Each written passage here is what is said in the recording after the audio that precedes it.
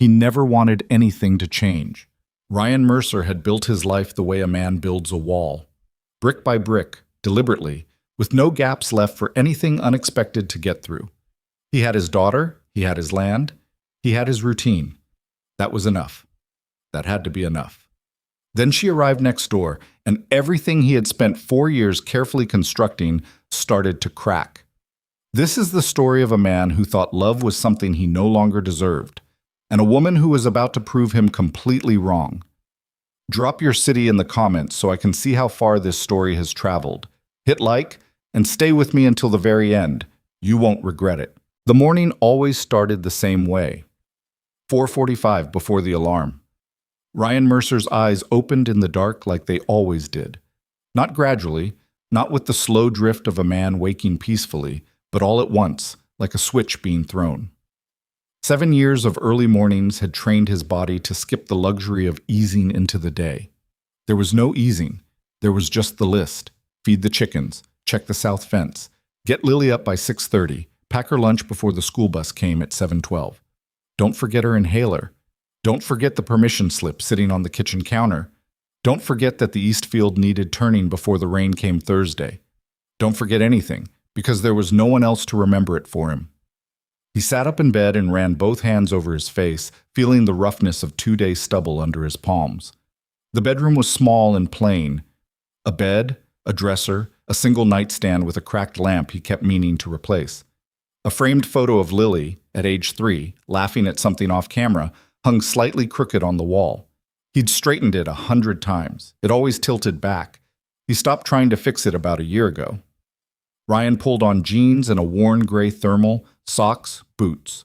Moved through the house quietly so Lily could sleep another hour and 45 minutes.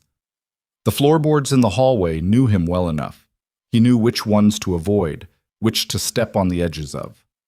4 years of navigating this house in the dark had made him something close to a ghost in his own home.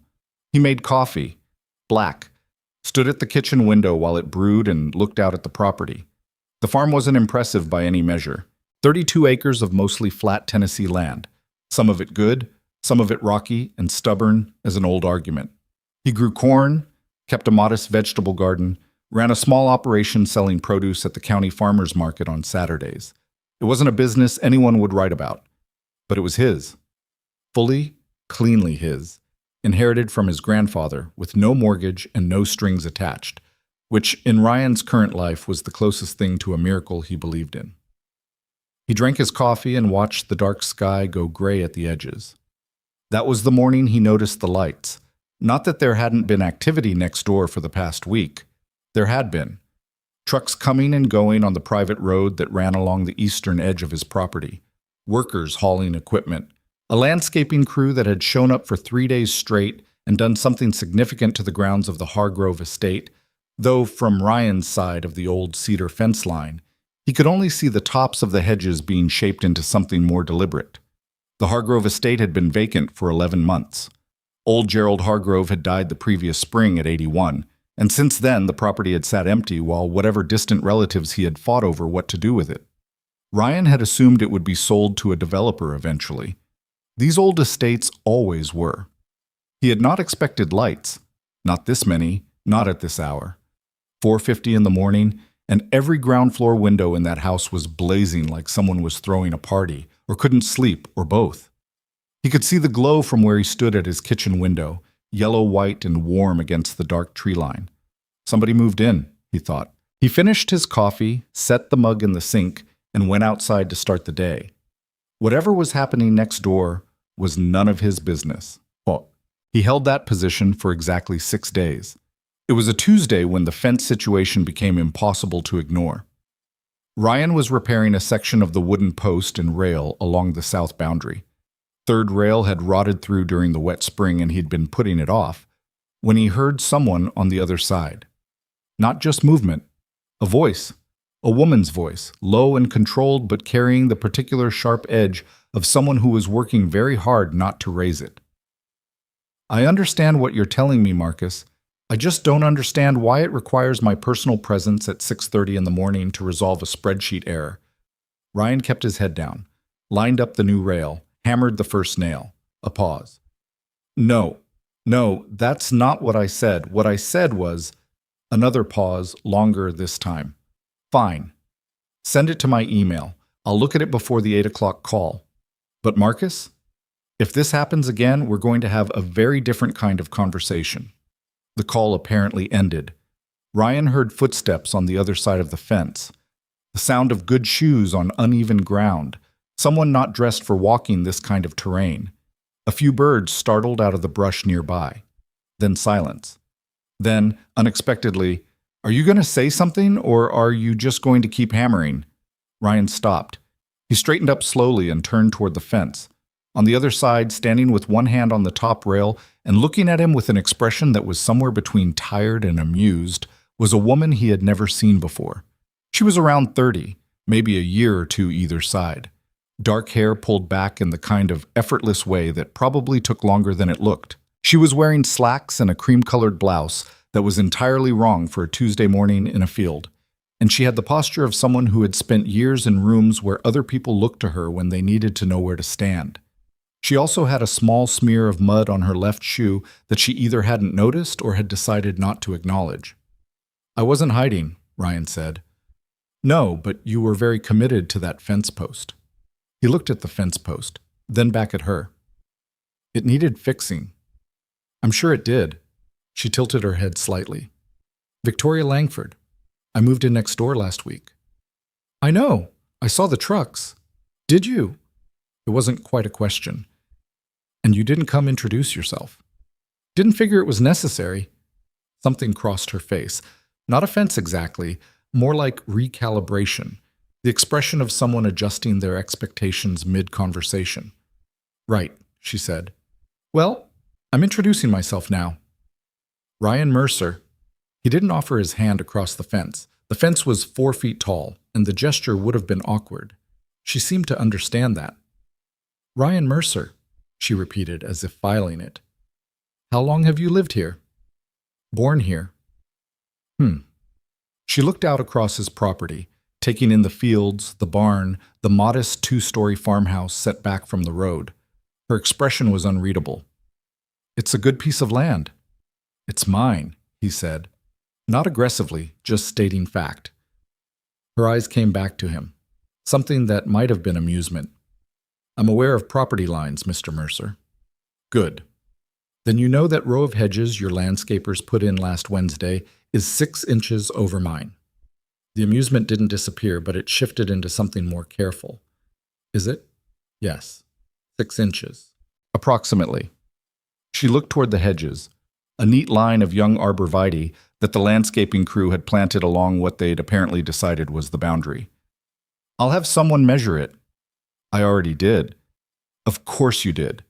She reached into the pocket of her slacks and produced a phone, not pulling it out hastily, but in one smooth motion, the way people do when they've handled expensive things long enough to stop being careful with them. She typed something. "I'll have the landscaper contact you to resolve it. Or you could just have them moved 6 inches.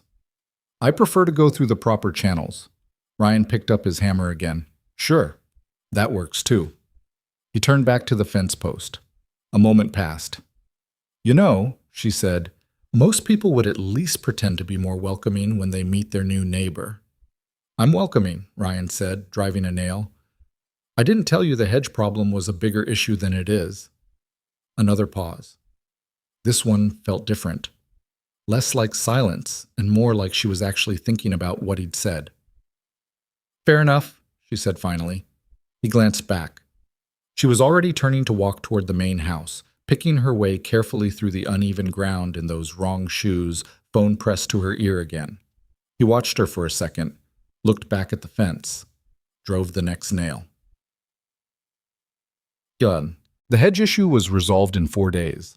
A surveyor showed up, measured, confirmed Ryan's calculation, and the landscapers came back and moved the arborvitae exactly 6 inches. Ryan watched them work from across the field without approaching. When they were done, he went back to what he'd been doing. 2 days later, he found a small handwritten note tucked into the split rail at the nearest point between the two properties. 6 inches. Satisfied? VL. He read it twice, stood there in the field holding it. Then he went inside, found a pen, wrote 3 words on the back, and left it in the same spot. For now. R.M. He didn't see her again for 10 days after that, which was fine. He wasn't looking. The farm kept him busy in the way it always had. The ongoing, relentless, specific business of land that required daily attention or quietly punished you for neglect.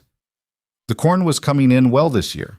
The vegetable garden was overproducing zucchini in the way vegetable gardens always seem to do in Tennessee summers, as though the zucchini had developed personal ambitions.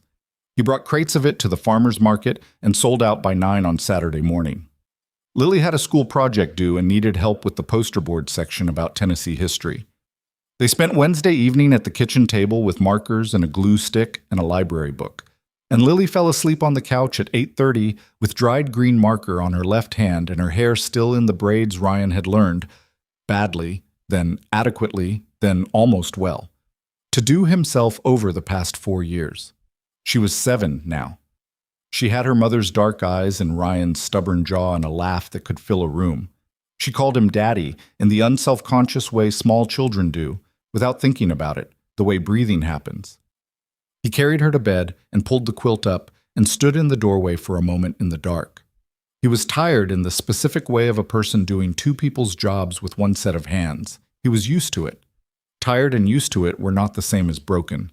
He reminded himself of that sometimes. The second real encounter happened on a Friday late afternoon. Ryan was in the vegetable garden, actually in it, kneeling between the tomato cages doing the kind of close work that left his jeans dirty at the knees, when he heard a sound from the direction of the old stone wall that divided the garden's eastern edge from the lower lawn of the Hargrove, Langford, estate. A thud, then a quiet word he was fairly sure was a curse, said in the careful way people curse when they're trying not to be overheard. He looked up. Victoria Langford was standing on the other side of the stone wall with what appeared to be a broken garden trug, one of those woven basket things, in her hands, and a scattered collection of what looked like freshly clipped herbs on the ground around her feet. She'd apparently been carrying the basket over the uneven ground and the handle had given out. She was also, he noticed, wearing actual garden gloves, and boots that were at least marginally appropriate for outdoor use, though they were probably 60 times more expensive than his. She hadn't seen him yet. He watched her crouch down and start gathering the herbs back up, picking through them with the focused annoyance of someone who was used to things working correctly and found it personally offensive when they didn't. "Rosemary?" he asked. She startled, looked up, found him kneeling in the tomatoes 8 feet away. "And thyme," she said, recovering quickly, "and something the gardener labeled lemon balm that I've been taking his word on." "Melissa officinalis," Ryan said. "Lemon balm. It's real, grows like a weed once it gets established. You can use it for tea." She looked at the scattered pile in her hands. "Useful to know." She glanced at the broken handle. This was apparently decorative.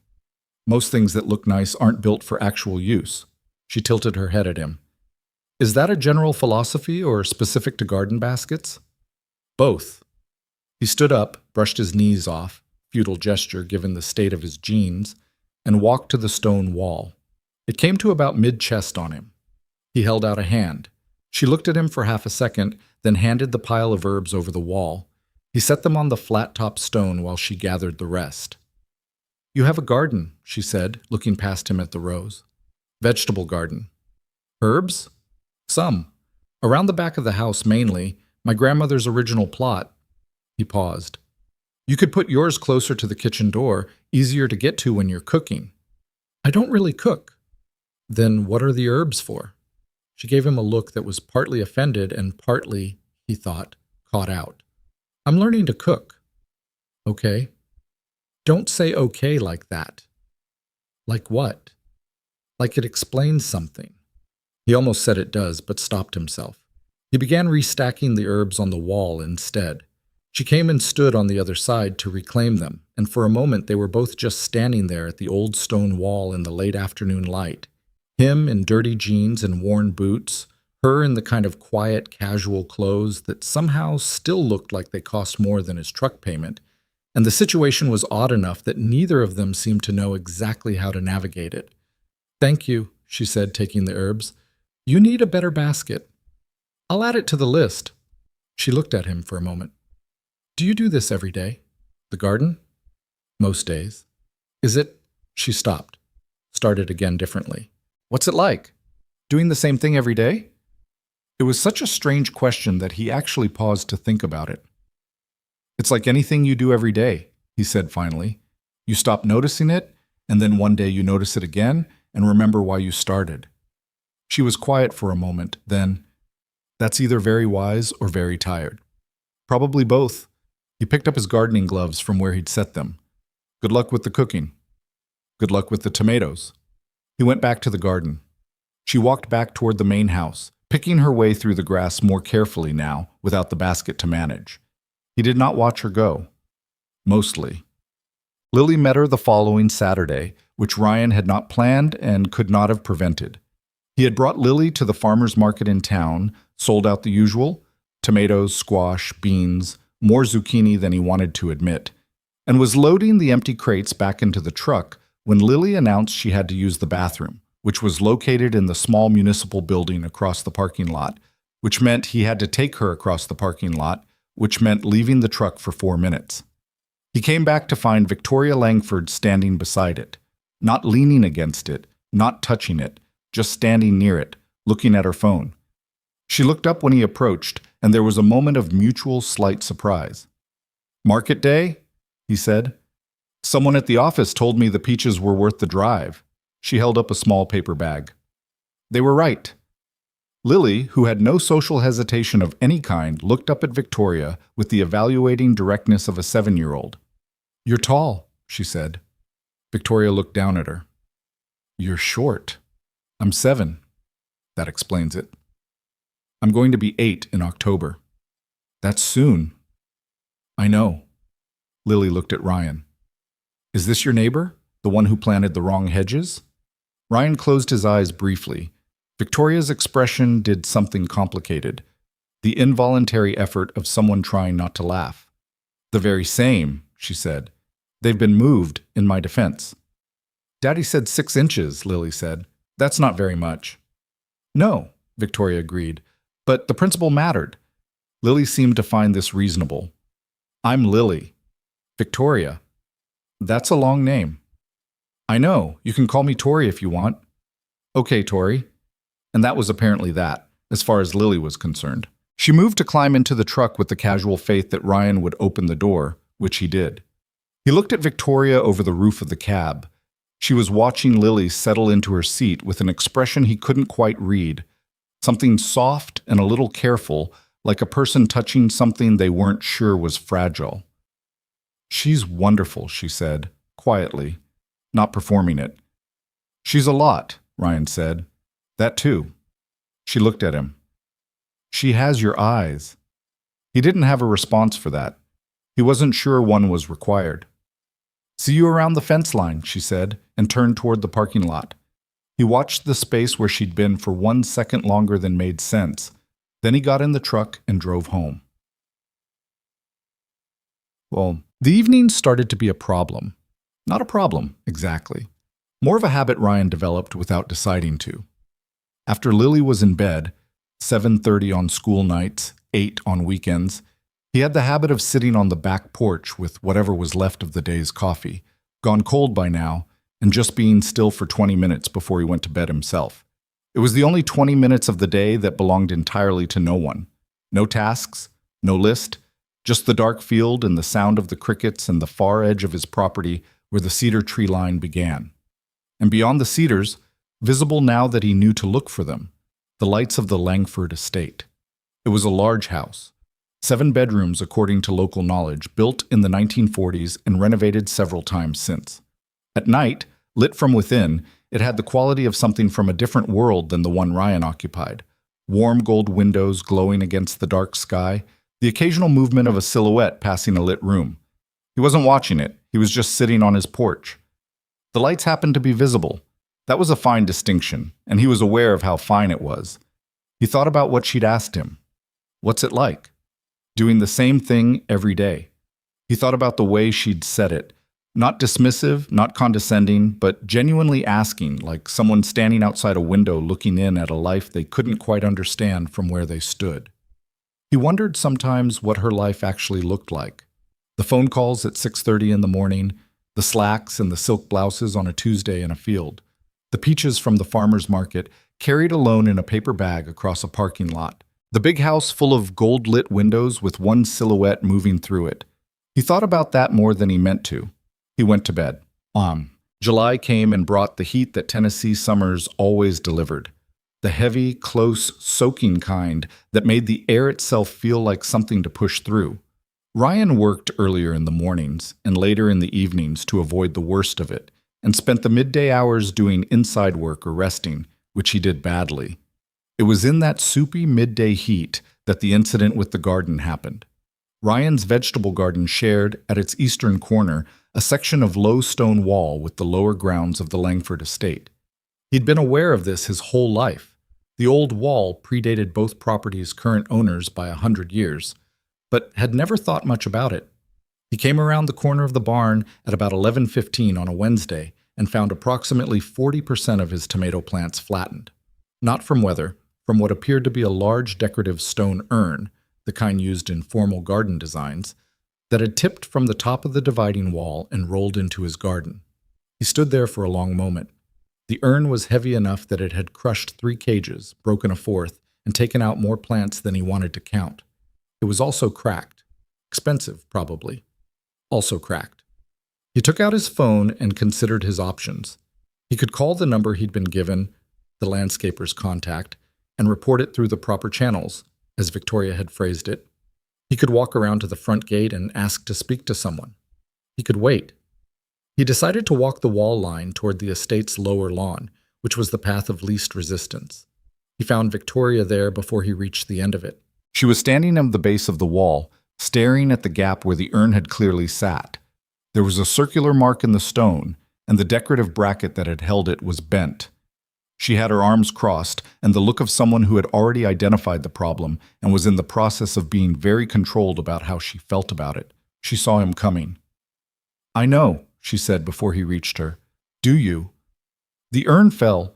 I heard it about an hour ago. I was on a call. I couldn't—" She stopped. "How bad is it?" He looked at her steadily. "You should see it." It was not an invitation, but she came. He led her around to the garden access, the break in the low wall where the old wooden gate hung, perpetually slightly open, and she followed him through without comment. She was wearing different clothes today, more practical. Linen pants, a loose shirt with the sleeves rolled, and she'd traded the expensive boots for flats that were still wrong for a garden, but better than before. When she saw the tomato plants, she went quiet. It was a specific kind of quiet. Not the quiet of someone calculating what it would cost to fix. The quiet of someone who understood that they'd caused actual damage to something someone else had worked for. "Ryan," she said, "it's not the whole crop. Maybe a third of what's planted. Can they be saved?" "Some. Others—" He crouched next to a plant that had snapped at the base. "No." She crouched beside him, which surprised him. He'd half expected her to stay standing, to observe from a removed position. But she knelt in the dirt next to him and looked at the broken plants with the same attention he was giving them. "I'm sorry," she said. "That's inadequate, but I mean it. I know you didn't tip it over on purpose. Obviously, but—" She paused. "What do you need?" "I need to assess what's still viable, replant what I can, and write off the rest. I'll cover the losses, whatever the market value. That's not—" He stopped himself. "It's not about money, Victoria." She was quiet for a moment. He'd used her full name. He wasn't sure why. It had just come out. "Tell me what I can do," she said. "Right now." "I'm here." He looked at her. She was entirely serious, still crouched in his ruined garden, not flinching from the dirt, not checking her phone, not managing the situation from a professional distance. Just there. "You can help me check which plants still have intact root systems," he said. "Show me what to look for." So he did. They worked for 2 hours. Ryan worked and Victoria followed his instructions without asking for them to be repeated, which he appreciated. She was careful with the plants, more careful than he'd expected, not squeamish about the soil. She didn't complain about the heat. She did not once take out her phone. At one point, she pulled a plant free that he'd thought was gone and found the root ball intact beneath a crushed cage, and she held it up with something like triumph on her face that she seemed to catch herself showing. "Good find," he said. She replanted it with the kind of concentrated effort of someone learning a new thing and not wanting to be seen doing it badly. When they finished, they stood at the edge of the garden, dirty-handed, and assessed what they'd salvaged. "Better than I expected," Ryan said. "I'll have the broken section of wall repaired and the urn secured, or removed." "Removed," he said. "It's too close to the edge." "Agreed." She pulled off the single gardening glove she'd borrowed from his tool shed and looked at her hand. "I'll send someone over to repair the cages." "I can do it." "Ryan?"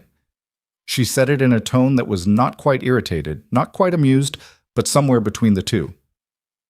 "Let me do something." He was quiet. "You're very resistant to help," she said. "I'm used to not having it." It came out simpler and more honest than he'd intended. He didn't walk it back. She looked at him for a moment, just looked in the way she had occasionally of actually looking at a person, rather than evaluating them. The afternoon heat sat heavy around them, sweat on his neck, dirt on both their hands, 3 hours left in the workday. "Okay," she said quietly. "I'll send someone for the cages, but I'm buying the replacement plants."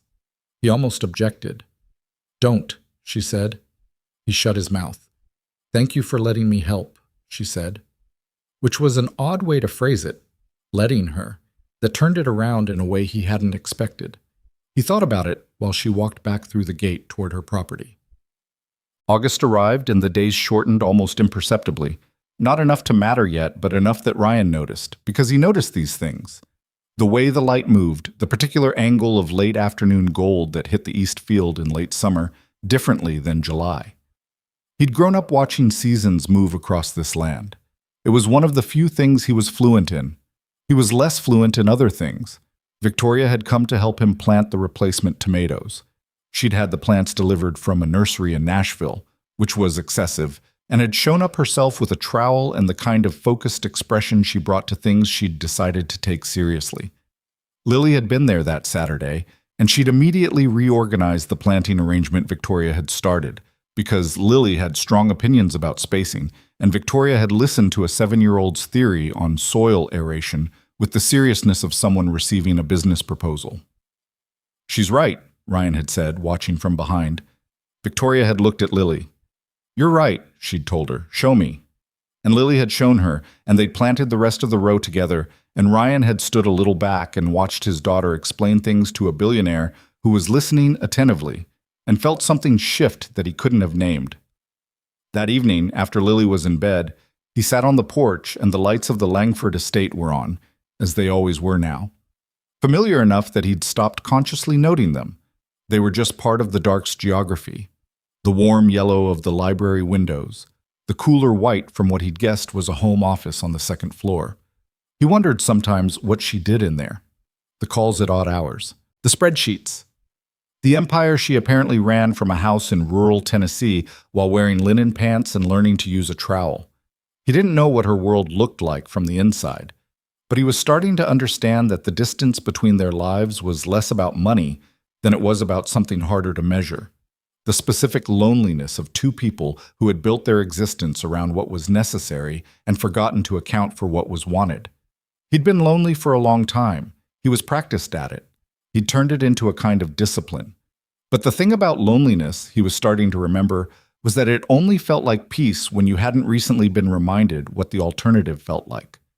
He watched the lights, went inside, did not quite sleep. The conversation that mattered happened on a Wednesday in late August, with no ceremony and no plan.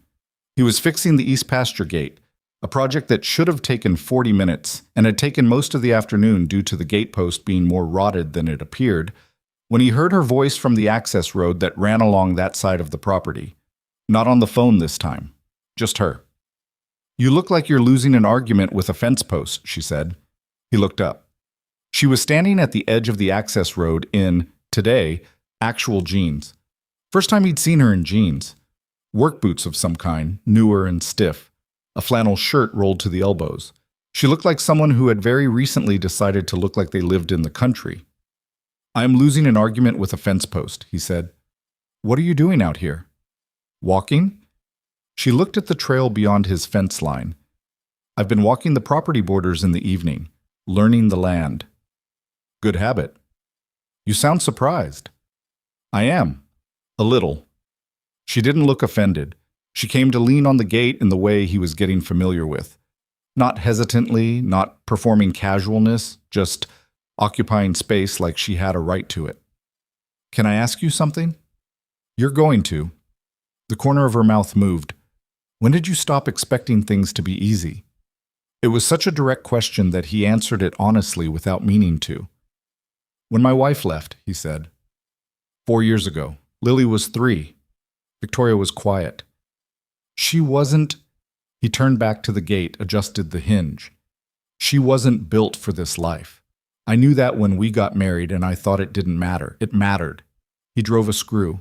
You get to a point where you stop expecting things to be easy because expecting them to be hard is more efficient. That sounds exhausting. It's practical. Those aren't the same thing. He looked at her over his shoulder. "No, they're not." She was looking at the land, his land, the fields going golden brown in the late summer light, the tree line at the far edge dark and solid. Her expression had the quality it sometimes did when she was thinking about something she hadn't decided yet how to say. "My father built the company," she said. 30 years ago, nothing. Then when he died, she stopped, restarted. "I was 24 when I inherited it. Everyone expected me to sell or to fail." A pause. "I didn't do either, but the price of that..." She shook her head slightly. "You stop being a person who has a life. You become a person who has an obligation." "And the estate?"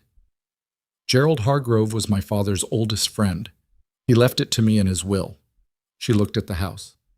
"I think he wanted me to have somewhere to be a person instead of an obligation." Ryan finished with the hinge, stood up, tested the gate, still stiff, but working. Better.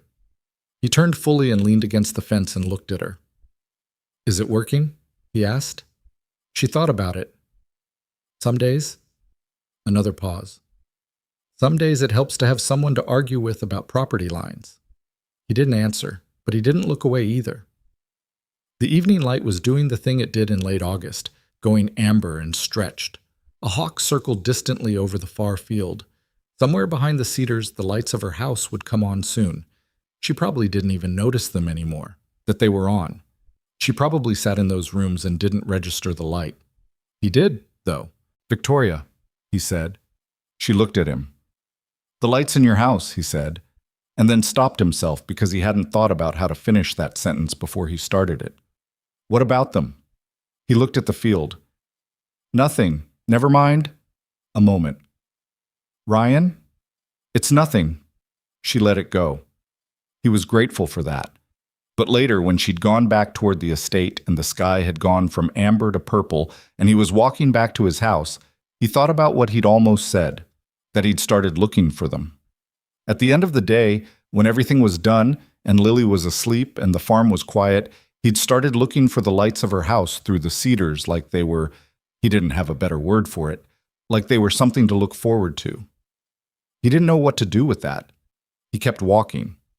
The lights came on. He stopped for 1 second at the edge of his porch and looked at them. Then he went inside and shut the door and told himself it was nothing. He wasn't sure even then that he believed it. September came in sideways, the way it did in Middle Tennessee.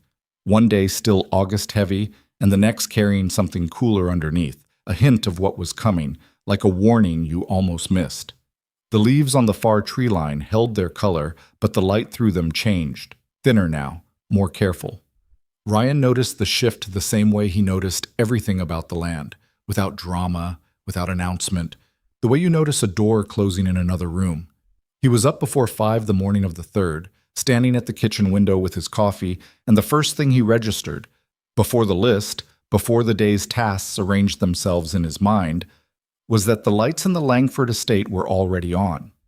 He noticed that he noticed it. That was new. He drank his coffee and went outside. The week since the late August conversation at the fence had not produced anything he could have pointed to and named. No landmark moments, no declarations. Just the accumulation of small things that individually meant nothing and collectively meant something he wasn't ready to examine. Victoria had stopped by the property line twice in that time. Once to let him know the mason she'd hired to repair the damaged wall section was coming Thursday, and once for no reason she named, just walking the perimeter again, and they'd stood at the cedar line for 20 minutes talking about whether the county was going to widen the access road and what that would mean for drainage, which was not a romantic conversation by any measure, but had a quality to it, the easy specificity of two people who are comfortable enough not to perform, that Ryan recognized and didn't let himself think too much about. He had a policy, loose but functional, about not thinking too much about things he couldn't act on. Lily had asked about Tori twice. Once at dinner, "Is Tori coming to the farmer's market again?" And once, more pointed, on a school morning when Ryan was packing her lunch. "Do you like Tori, Daddy?" He'd said yes, she was a good neighbor, and Lily had given him the look 7-year-olds give adults when they find the answer technically accurate but fundamentally evasive. Ryan had zipped the lunch bag and changed the subject. The mason came on Thursday and did a solid job on the wall. Ryan watched from across the garden without approaching. The work of September was apple season. He kept 12 trees in the old orchard plot on the north side of the property, planted by his grandfather in the 80s, and they produced more than he could sell at the market, so he did what he'd always done: cider pressing, preserves, boxes left at the church hall, and the community center, and the volunteer fire station on Route 9.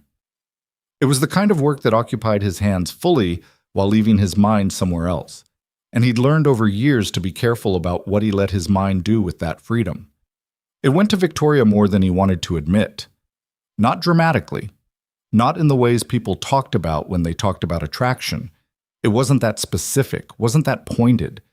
It was more like the way a house settles at night, the small, persistent sounds that tell you something is shifting its weight. He thought about the way she'd knelt in the dirt of his ruined garden, how she'd taken the instructions about root systems seriously, hadn't asked him to repeat them. The fact that she hadn't reached for her phone in 2 hours on a workday. He thought about the way she talked about her father's company, not with pride exactly, more with the complicated weight of something inherited that you didn't choose and couldn't set down. He thought about what she'd said about Gerald Hargrove's intention. He wanted me to have somewhere to be a person instead of an obligation. He thought about that more than he should. The first Saturday in September, Victoria appeared at the farmer's market again. Ryan was behind his table when he saw her, later than last time, nearly 10 o'clock, when the market was at peak crowd. She was moving through the rows of stalls with the particular manner she had in public spaces, aware of being looked at without appearing to care about it, which was its own kind of presence. She had sunglasses on and her hair was down, which he hadn't seen before, and she was carrying a canvas tote that had clearly been purchased at the market itself, still bearing the paper tag of one of the textile vendors. She hadn't spotted him yet.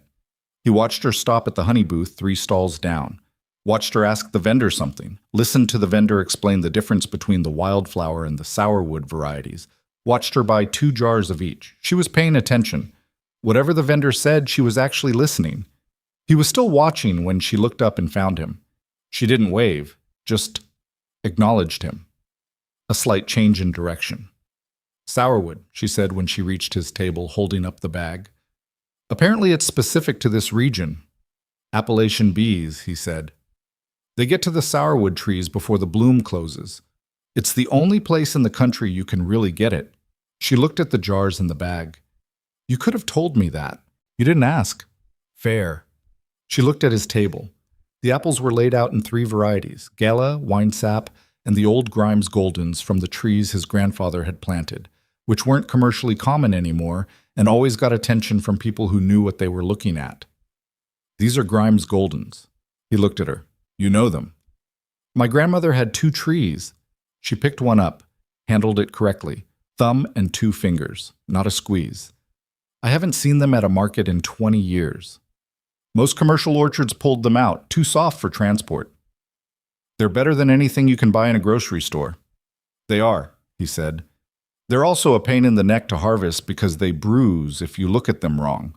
She turned the apple in her hand. There was something in the way she held it, careful in the way of someone handling a small memory, not produce. How much? For you? Nothing. Take a few. She looked up quickly. Ryan, you bought the replacement tomato plants. That was different. Victoria. He said it in the same tone she'd used on him that day in the garden. Don't. She stopped, looked at him. Then slowly, she put the apple in her tote and let him fill a small bag with a half-dozen more. Thank you, she said. They'll keep about a week on the counter, less if your kitchen's warm. My kitchen's warm. I've been cooking. She said it with a slight defensive quality, like she was reporting progress on something she'd been assigned. How's that going? I made pasta from scratch last Tuesday. It was… She paused. Educational. Educational meaning what? Meaning, I'll be buying fresh pasta from the Italian place in town for the foreseeable future while I practice at home. He almost smiled. Didn't quite. What went wrong? It was too thick, and I overworked the dough. It tasted like effort. All first attempts taste like effort. Is that supposed to be comforting? It's supposed to be accurate. She looked at him for a moment with the kind of expression that had become familiar. The one where she was deciding whether to be exasperated or amused and kept landing somewhere between the two. You're very literal. You're very used to things being softened for you. It came out without particular edge, just observation, and she received it the same way, not as an insult, as something to think about. That was one of the things about her that he hadn't expected. She didn't perform wounded when things were direct. She thought about them. Probably, she said after a moment. Occupational hazard. She shifted the canvas tote on her shoulder. Is Lily here? She's at her friend Maya's house this morning. She told me last week she wants to teach me how to space tomatoes properly in the spring. Ryan looked at her. She told you that. We text, Victoria said. He blinked. You and my 7-year-old text each other. She asked for my number at the last market. I wasn't going to say no to her. A pause. I hope that's all right. He thought about it. It should have felt strange. It was, objectively, a little strange. But he thought about Lily's face when she'd explained soil aeration to a billionaire who'd listened like she meant it. It's fine, he said. What do you two talk about? Mostly she sends me pictures of the farm. Yesterday it was a photo of a chicken she appears to have named Gerald. Ryan closed his eyes briefly. She named a chicken Gerald. After Gerald Hargrove. She said she liked the name because it sounded like someone important. Victoria's voice had gone warm in the way he'd noticed it did specifically around the subject of Lily. Not performed warmth, the real kind that people can't quite control. She's going to be something, Ryan. She already is, he said. She's also 7 and named a chicken after your late neighbor. Gerald would have been honored. He had a complicated relationship with chickens. Ryan looked at her. Do I want to know? Probably not. The corner of her mouth moved upward. I should let you get back to it. You don't have to. He stopped. She noticed the stop. Waited. I'm done in about an hour, he said, and the words came out with a slight deliberateness, like he was building something he wasn't entirely sure would hold weight. If you wanted to stay, I could show you the sourwood honey vendor. He's better with explanations than I am, and he samples everything. The pause before she answered was exactly long enough to be meaningful without being dramatic. I've got a call at 11, she said. It's 9:45. Then, yes, she said. An hour works. They walked the market together in the way of two people who haven't yet established what they are to each other. Not quite side by side. Not separate either. He introduced her to Dale at the honey booth, who was 81 and had been keeping bees since before Ryan was born, and could talk about them for 3 hours if you let him. Victoria didn't let him. She stopped him at 40 minutes, which was still Dale's second longest conversation of the morning, and asked specific questions that Dale found clearly delightful, because not many people ask specific questions. Your friend knows her bees, Dale said to Ryan when Victoria stepped away to look at something. She's not, Ryan said, and then didn't finish the sentence. Dale looked at him with the expression of an 81-year-old man who has seen enough of life to find younger people's evasions charming rather than convincing. "Mm-hmm," Dale said. Ryan bought 2 jars of sour wood honey and did not discuss it further. They walked back toward his truck at 10:50, and there was a moment when they were both loading things into the cab, her tote on the seat, his empty crates in the bed, where they were close enough that he could have said something.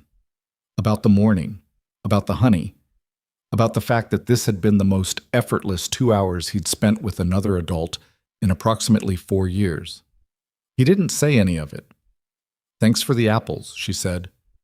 "Thanks for the company," he said, which was true, and more than he usually admitted, and he said it to the truck bed rather than to her face. When he looked up, she was watching him with an expression he couldn't fully read, except that it was careful in the way of someone being careful for a reason. "Same time next Saturday?" she said. "I'll be here."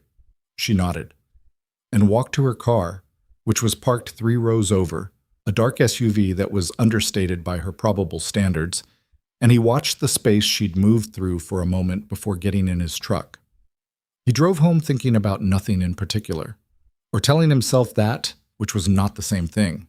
The following 2 weeks followed a rhythm that neither of them designed. It wasn't planned, it accumulated. Victoria had taken to walking the property boundary most evenings. She'd mentioned it as a habit and maintained it with the discipline she brought to everything she decided to do. And Ryan's evening routine on the back porch overlapped with this in a geographic proximity that made conversation occasional but natural. They talked about the county's road project, about the weather patterns of Tennessee autumns versus the Chicago winters she'd come from, about a water drainage issue on the southwest corner of her property that Ryan told her would cause real problems in a wet spring, which prompted her to call a civil engineer and take notes during the conversation in a way that suggested she'd actually act on what she was told. She told him about the company, not the details, which were complicated and sometimes confidential, but the shape of it. The logistics network her father had built from a single warehouse outside Cincinnati. The way she'd had to make herself harder in the first years, sharper in the specific way of a young woman who'd inherited authority in spaces that didn't fully accept it. The price of that hardening, the things it had cost. "I'm not telling you for sympathy," she clarified once, when she'd been more forthcoming than usual about a particular board meeting that had clearly left marks. "I know," Ryan said. "I just don't—" She paused. "I don't talk about it much. People in your position usually don't." "What position is that?" "People who are used to being listened to in professional contexts. It makes you stop expecting to be heard in personal ones." She was quiet for longer than usual. Then, "That's uncomfortably accurate. You could have told me to mind my business." "I'm considering it retroactively." He almost smiled. Almost. "I don't offer opinions for free usually. Yet here we are." "Yet here we are," he agreed. The distance between them at the fence line had gradually reduced over the weeks, not consciously, but measurably. Early on, they'd stood 3 or 4 feet back from the cedar boundary, the fence between them a clear marker. Now they both stood directly at it, forearms sometimes on the top rail, the fence reduced from barrier to shared surface. Ryan noticed this and said nothing about it. In the 3rd week of September, Lily came home from school with a permission slip for the Fall Harvest Festival, a county event held at the fairgrounds the first weekend of October, with activities for children and a bake sale competition and the kind of organized community chaos Ryan had attended every year of his life. Lily wanted to enter the junior baking competition. "What are you making?" Ryan asked at dinner. "Apple cake," Lily said, "with the Grimes Goldens. Tori said they're the best kind for baking because they hold texture." Ryan put his fork down. "When did you and Tori talk about apple cake?" "She texted me." Lily said this as if it were the most ordinary sentence in the world, which in her world it had apparently become. "She said she found a recipe and I should try it." "She found a recipe. She's learning to bake too. We're both learning." Lily considered this. "I'm better." Ryan picked his fork back up. "Have you told her that?" "Yes," she said probably. He thought about Victoria Langford, billionaire, sitting in her gold-lit library or her second-floor office, texting apple cake recipes to a 7-year-old with complete seriousness. The image did something to him he wasn't prepared to categorize. "We should invite Tori to the festival," Lily said. "She might be busy." "She said she wants to see more of the town." Ryan looked at his daughter. "You already asked her." Lily ate a piece of carrot with the expression of someone who has already won an argument they haven't technically started. "She said yes." He was quiet for a moment. "Okay then." "Don't be weird about it, Daddy." "I'm not being weird. You're making your face." "What face?" Lily pointed at him with her fork. "That one." He made himself stop making whatever face it was. "Eat your dinner." She ate her dinner. He ate his. The kitchen was warm with the smell of whatever casserole he'd put together from the week's produce, and Lily chattered about the baking competition logistics with the strategic intensity she brought to anything that interested her. And Ryan listened and answered and thought in the back of his mind about what it meant that an invitation to a county harvest festival had arrived in his life via text message to his 7-year-old from the woman whose house lights he looked for every night before going to bed. He thought about it and decided it meant nothing in particular. He was aware this was becoming a less convincing argument. The festival was on a Saturday, pale October sun, and the smell of wood smoke from the cider press the Historical Society always ran. Ryan had been to this festival 40-some times. He knew everyone there. He knew where to park, which vendors had the best kettle corn, how early to get to the baking competition tent to get a decent spot near the judging table. He did not know how to navigate any of it with Victoria Langford walking next to him. She'd arrived at his property at 9, which was when they'd agreed, in a dark green jacket and jeans and her second pair of appropriate boots, these ones broken in enough to suggest she'd actually been wearing them. And Lily had launched herself at her with the full momentum of a 7-year-old on a sugar-adjacent event day, and Victoria had caught her without flinching, arms coming up automatically, and held the hug for a count of 3 before setting her back down. "You look ready," Victoria told her. "I've been ready since yesterday," Lily said. "Daddy made me wait." "Sensible," Victoria said, and glanced at Ryan over Lily's head. He looked away first. The fairgrounds were crowded by the time they arrived. Ryan knew people, so this was inevitable. And the experience of navigating those introductions with Victoria beside him was something he hadn't fully anticipated.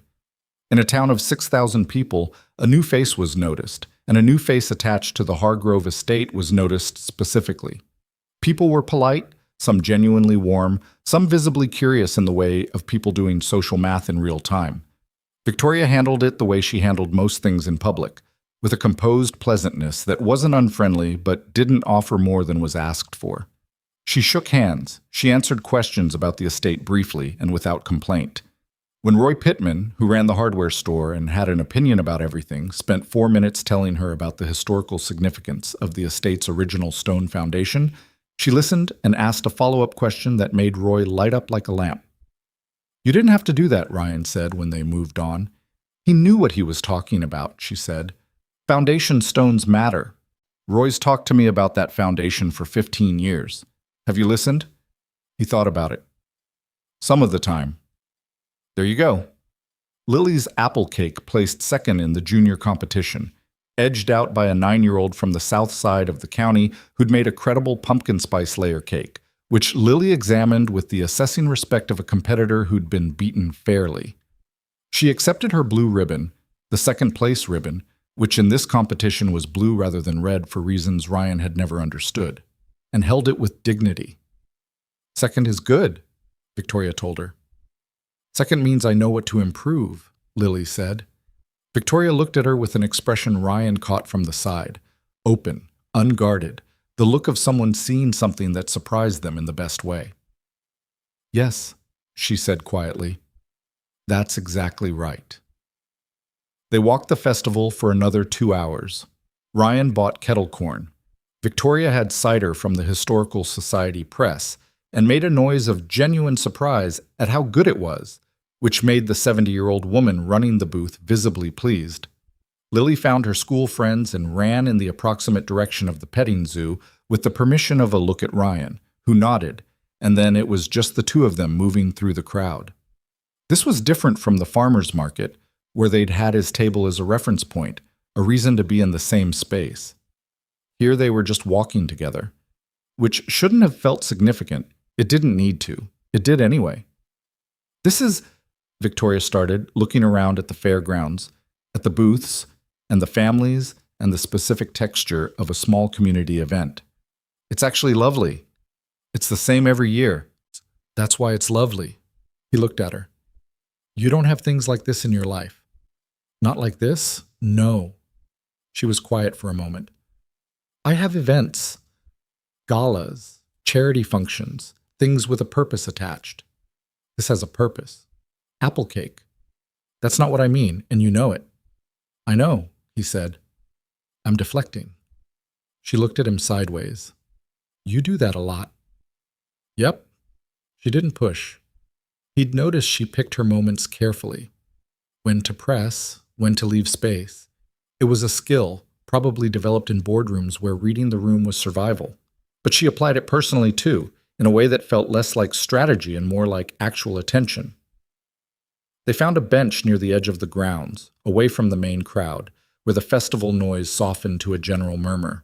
Lily was visible across the grounds, near the petting zoo fence with two other girls her age. Ryan could see her from here. That mattered. Can I ask you something? Victoria said. You're going to. You keep saying that. You keep proving me right. She was quiet for a second, not offended. When did you last do something that wasn't on your list? He thought about it honestly. I don't understand the question. The list of things that need doing, the schedule, the farm, Lily's school, the market, the fence. She gestured vaguely.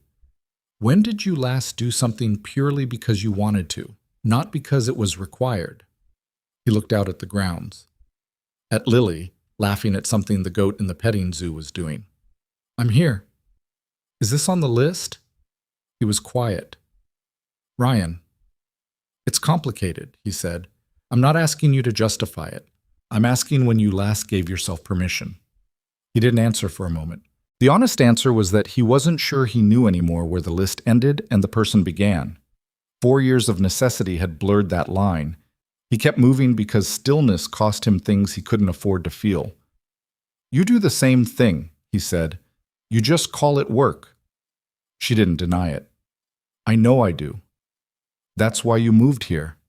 Part of why. What's the other part? She looked at him. The sun was at a particular October angle, low and honest, and in it she looked different than she did in the practical distance of fence-line conversations, closer and more uncertain, which somehow made her more real than the composed version he usually saw. I'm still figuring that out, she said. He nodded. He understood that answer. It was the kind of answer that told you more than a specific one would have. Lily came running back, cheeks red from the cool air, clutching her second-place ribbon and the small wooden toy she'd apparently negotiated from the petting zoo gift shop with Ryan's $5.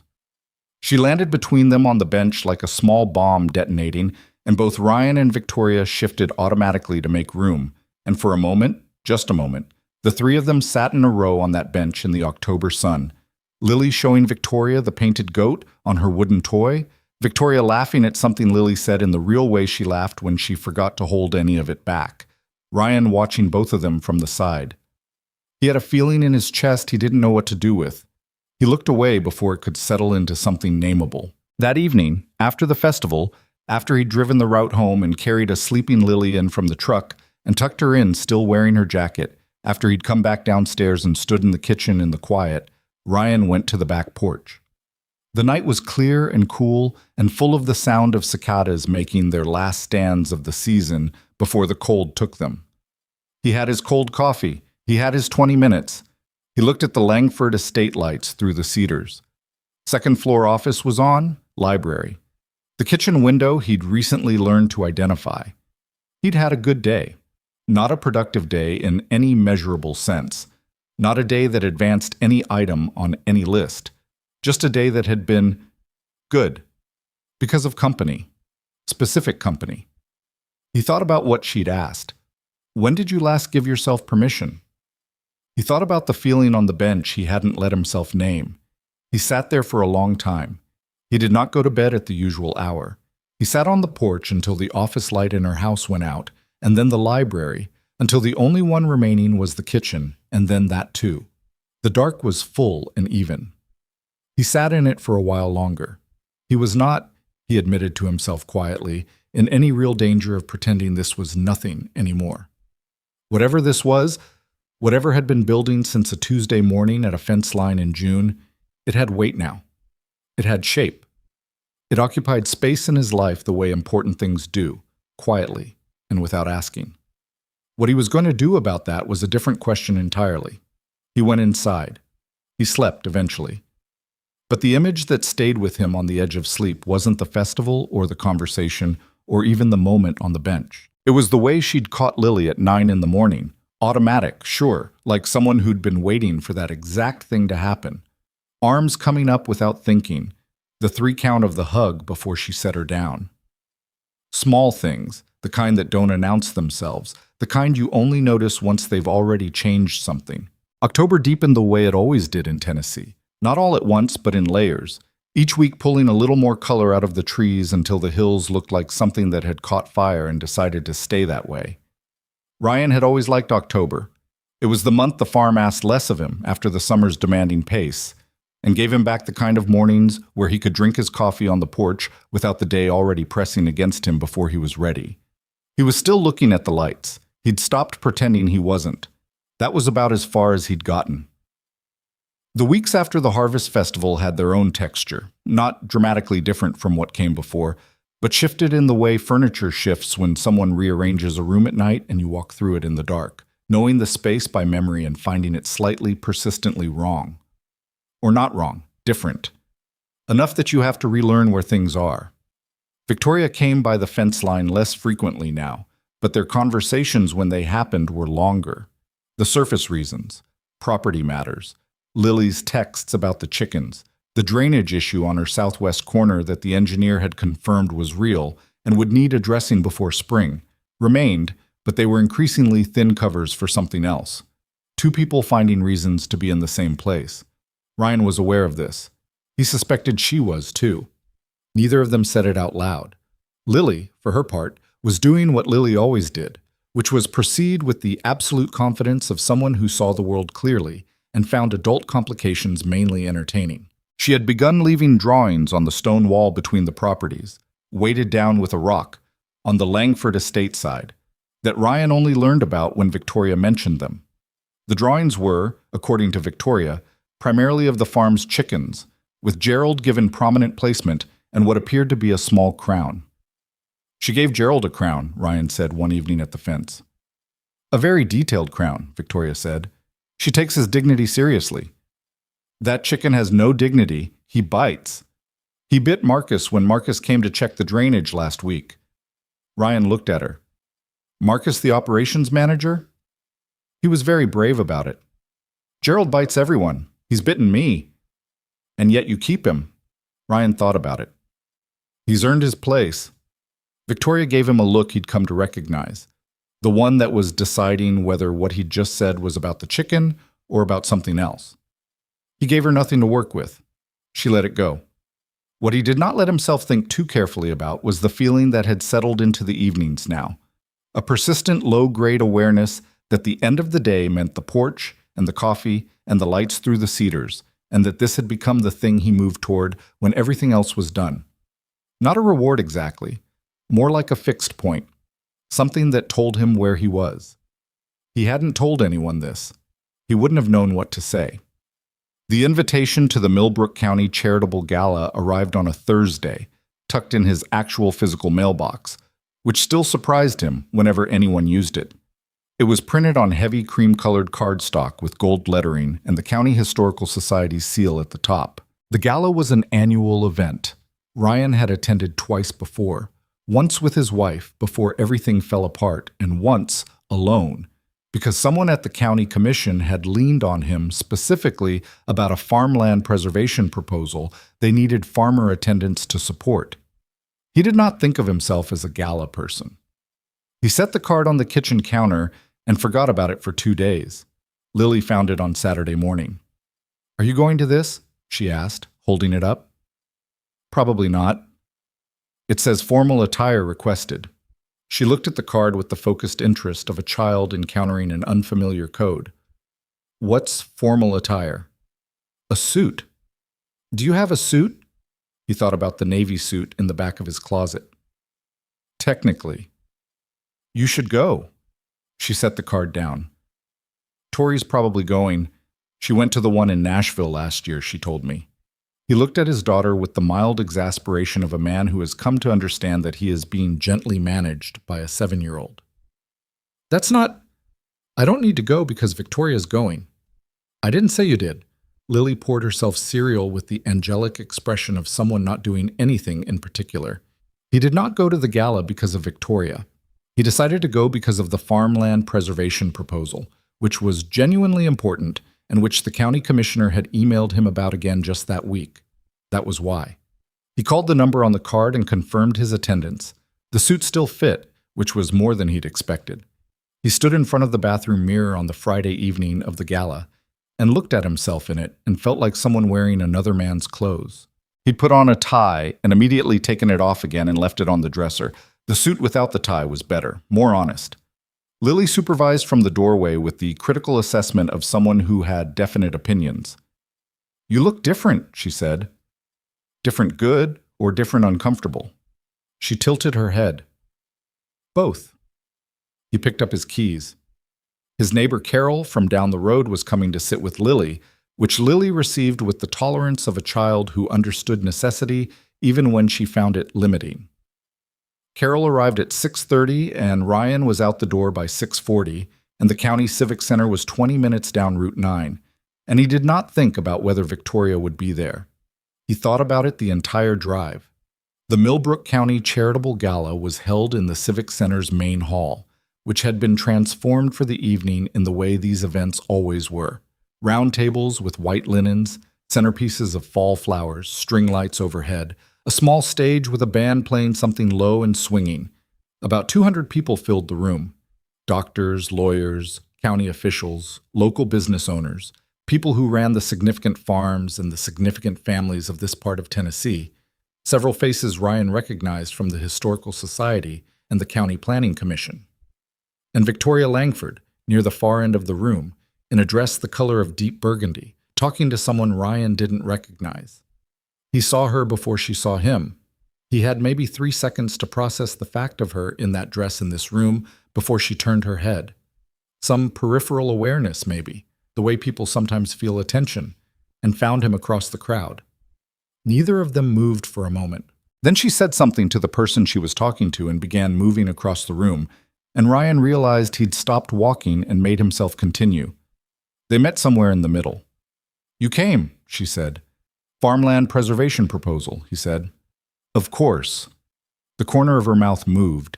She looked at his suit, briefly, without making a production of it, and something in her expression settled. "You look good, Ryan." He had never handled compliments gracefully. He looked slightly past her. "You look..." He stopped, started again. "That's a different dress than I expected." "What did you expect?" "I don't know, something more organized." She looked down at herself. The dress was simple in design, but not simple in effect. Fitted through the shoulders, softer at the skirt, the kind of garment that didn't demand attention but accumulated it. Is organized a compliment? "No," he said honestly. "This is better." She looked at him with the particular expression that meant she was filing something. "Come on," she said. "I'll introduce you to the county health commissioner, who is significantly more interesting than his title suggests." He followed her into the room and had the specific experience of moving through a social space beside someone who knew how to occupy one. Victoria moved through crowds the way she did most things, with a kind of directed ease that wasn't aggression but wasn't apology either. She knew which conversations to pause at and for how long, which people to introduce him to and what to say when she did, and Ryan found himself fielding conversations about farmland preservation and the county's agricultural tax structure and the Historical Society's restoration project without fully understanding how she'd arranged it. "You did that on purpose," he said in a brief gap between conversations. "Did what?" Organized my whole evening's social agenda without asking. Did it work? He thought about the 3 conversations he'd just had, all directly relevant to the proposal, all with people who had influence over it. Yes. Then you're welcome. She accepted 2 glasses of something from a passing tray and handed him one without asking. County Commissioner is going to make a speech at 8. You'll want to be near the front for that. He's going to mention the proposal by name, and having a working farmer visible in the audience matters. You've been preparing for this. I looked at the agenda online. Victoria. What? He looked at her. Why? She met his eyes. Because it matters to you. He didn't have an answer for that, not a clean one. He looked at the room instead, at the gathered community of a place he'd lived his whole life, and felt the strange double nature of the evening, being entirely in familiar territory and somehow not knowing where he stood at all. He stood near the front for the commissioner's speech. Victoria stood beside him. The proposal was mentioned, the farming community's investment acknowledged, a smattering of applause. Ryan shook hands afterward with 3 people he needed to shake hands with. He was aware the whole time of Victoria at his shoulder, not managing him, just there. The band, which had been background until now, shifted tempo sometime around 8:30. A slow number, the kind that prompted couples toward the small dance floor. Ryan watched a few pairs move out there and had the feeling of being at the edge of something without knowing what it was.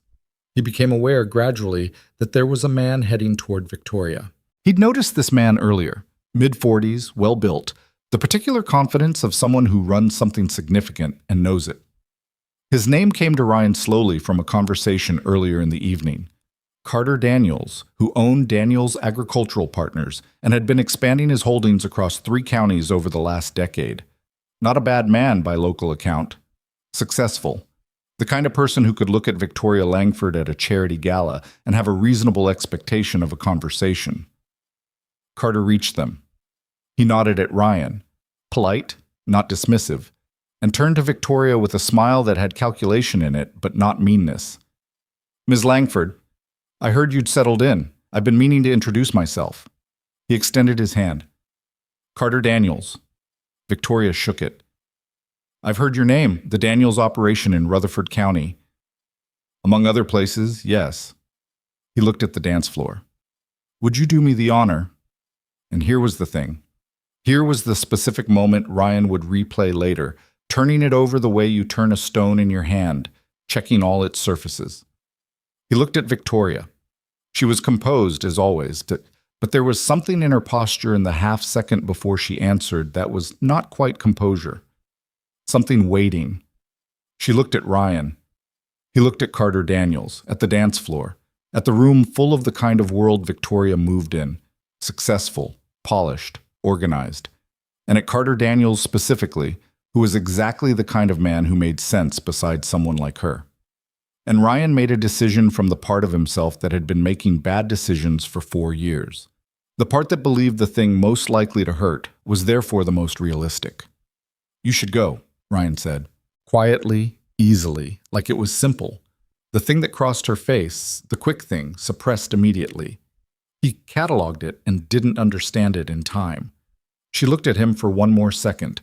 Then she looked at Carter Daniels, and she said, in a voice that was completely even, "Thank you, Mr. Daniels, but no." Carter received this with the practiced grace of a man who has been declined before and doesn't fall apart over it. "Of course," he said, nodded at them both, moved off. Ryan stood with the feeling of a man who has missed a step in the dark. "You didn't have to do that," he said. "I know." "He's—" Ryan gestured vaguely in Carter's direction. "He's the kind of—" "Ryan." Her voice was flat, but not angry, controlled. The way she controlled things when she was deciding how much of something to let out. "Stop." He stopped. She was looking at the dance floor, not at him. "Do you know why I said no?" "Victoria, I'm asking you a question." She turned then, and this was the thing. This was the moment. She was looking at him with the directness she saved for things that actually mattered. No composure left over it, just the question underneath everything they hadn't been saying for 4 months. "Do you know why I said no?" He met her eyes. He knew. He had known from the moment she looked at him before answering Carter Daniels. He had the answer sitting in his chest like a stone that had been there a long time, and he had been walking around it and calling it something else. "I think so," he said. "Then say it." The room was around them, the band, the crowd, the string lights, but it had gone remote in the way rooms do when something specific is happening in the foreground. "I'm not sure I'm the right person to say it," he said. Something flickered in her expression. Not hurt, too controlled for that, but close. "Because of who I am?" "Because of who I am," he said. "Because I have 32 acres and a pickup truck and a kid who named a chicken after your neighbor, and you," he gestured, inadequate at all of her. "You're you." "You think I don't know who you are?" "I think you know who I am in October, in November. I don't know what that looks like to you in a year." "That's not an answer to the question I asked." "I know it's not." She was quiet for a moment. The band played. Someone laughed loudly across the room. She looked at the dance floor, then back at him, and there was something in her expression that was resolving into a different thing. Not the controlled composure she usually kept on like a coat, but the look of someone who has decided to stop waiting. "I would have said yes," she said, "if you'd been the one asking." He went still. "That's why I said no to him." She said it simply, clearly, without performing it. "Not complicated. Not about your truck or your acres or the chicken with the crown. Just you. That's all it is." The dance floor was 10 feet away. The band was playing something slow and real. Around them, the gala continued in the oblivious way of crowds, unaware of specific things happening in the middle of them. Ryan stood in the middle of everything he'd talked himself out of for 4 months and felt it land. Not like a revelation, not like a sudden clearing, but like a weight he'd been holding in an awkward position finally shifting to the right place. The relief of it, the discomfort of the relief. "I don't know how to do this," he said. Not as an excuse, just a fact, offered plainly. "Neither do I entirely," she said. "I know how to run a company in 4 time zones. I don't—" She paused, let herself be imprecise for a moment. "This is different." "I know." "Ryan." She said his name in the particular way she had when she wanted his full attention, though she had it completely. "Ask me." He looked at her. He looked at the dance floor. He looked at his own hands for a second, the worn calluses from the fence work and the harvest, the scar across his left thumb from the summer he was 17 and learned not to rush a harvest blade. Everything he was, right there. He held out his hand. She looked at it, then took it. They moved to the edge of the dance floor, not the center, neither of them were the center kind, and he put one hand at her waist and kept the other around hers, and she rested her free hand at his shoulder, and they were doing what technically counted as dancing, though it was slow and without technique, and Ryan was aware of approximately every point of contact between them in a way that made careful footwork difficult. He also stepped on her foot within the first 30 seconds. "Sorry," he said. "It's fine. I should tell you I'm not good at this." "I noticed." "You're not helping." "I'm not helping," she agreed, and he felt more than heard the slight smile in her voice, her face close enough to his shoulder that he could feel her breath. They danced. It was charitable to call it dancing, but that was what it was, for the length of one slow song. The room continued around them. The lights were soft and yellow. At some point, Ryan stopped thinking about where his feet were and just stood still in the moving space of the music with her, which was possibly the most honest he'd been in one place in 4 years. When the song ended, neither of them moved right away. The band transitioned into something faster, and around them, couples separated or adjusted. And eventually Victoria took a small step back, and they were standing on the edge of the dance floor looking at each other in the aftermath of something that had happened and could not be made to unhappen. "That was terrible dancing," she said. "I warned you." "You did." Her expression was, he didn't have the right word. Open was the closest. Open in the way she wasn't usually open in public spaces, the composure at a lower setting, the real thing underneath visible. "But it was the only dance I wanted tonight." He didn't answer that. He didn't think it needed one. They found a quieter corner of the room eventually. a small alcove near the emergency exit, unglamorous, with 2 chairs that someone had pulled off a side table. They sat there and talked for 2 hours. Not about the farm, or the company, or property lines or drainage issues. About different things. His grandfather, who had built the farmhouse addition himself in 1962, and had a specific theory about the direction doors should swing that Ryan had always thought was eccentric, and had eventually concluded was simply correct. Her first year running the company, when she'd been so afraid of making the wrong call that she'd sometimes called her father's old business partner at midnight, just to have someone who'd known the company before her to talk to. The way grief moved, how it didn't diminish so much as change shape over time. The things you learn to carry versus the things you put down. Ryan told her about the year after Claire left, not the facts of it, the divorce proceedings, the custody arrangement, the adjustment of Lily's world, but the specific texture of those months.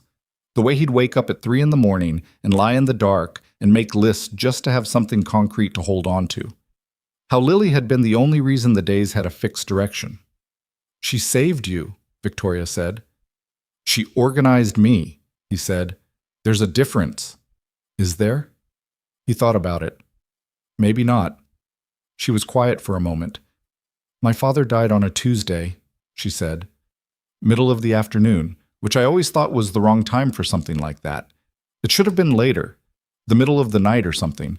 Instead, it was 2:15 on a Tuesday, and I was in a meeting about container shipping rates, and my phone rang. She looked at her hands.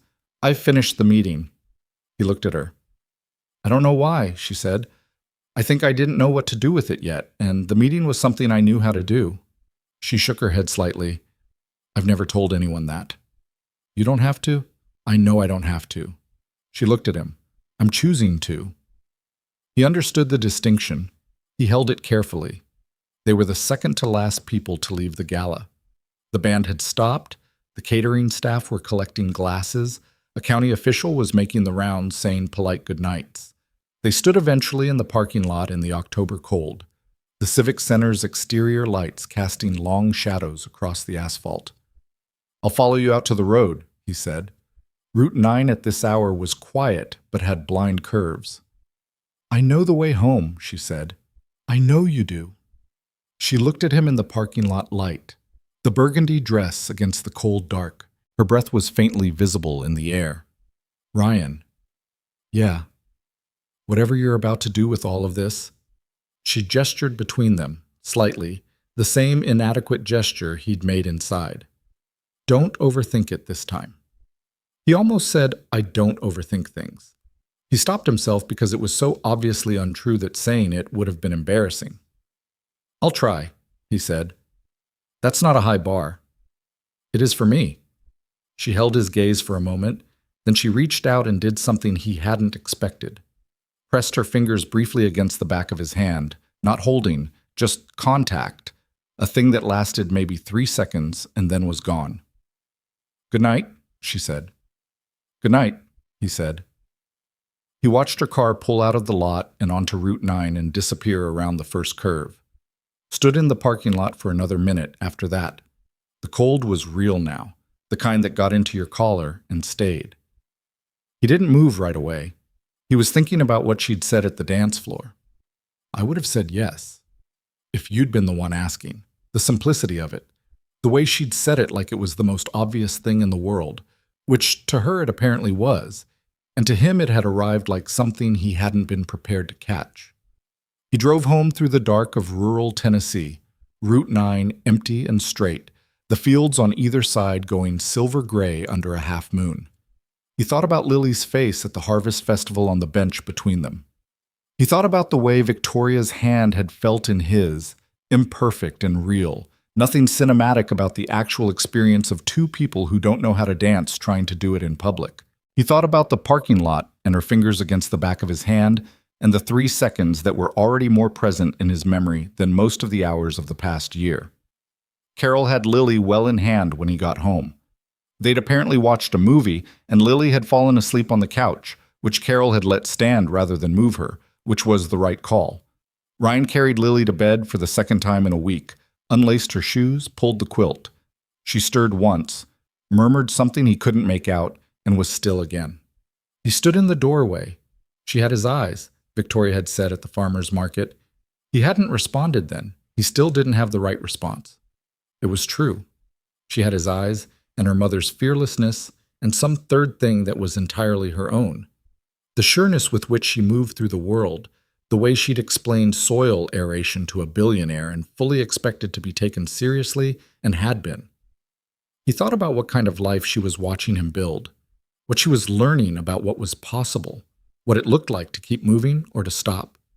He went to his room, didn't turn the light on immediately, went to the window instead, which faced east toward the Cedars. The Langford estate lights. Library, second-floor office. No, that was dark. The kitchen. A bedroom light he hadn't identified before on the upper east corner, on now, where it hadn't been before. He stood at the window and looked at them.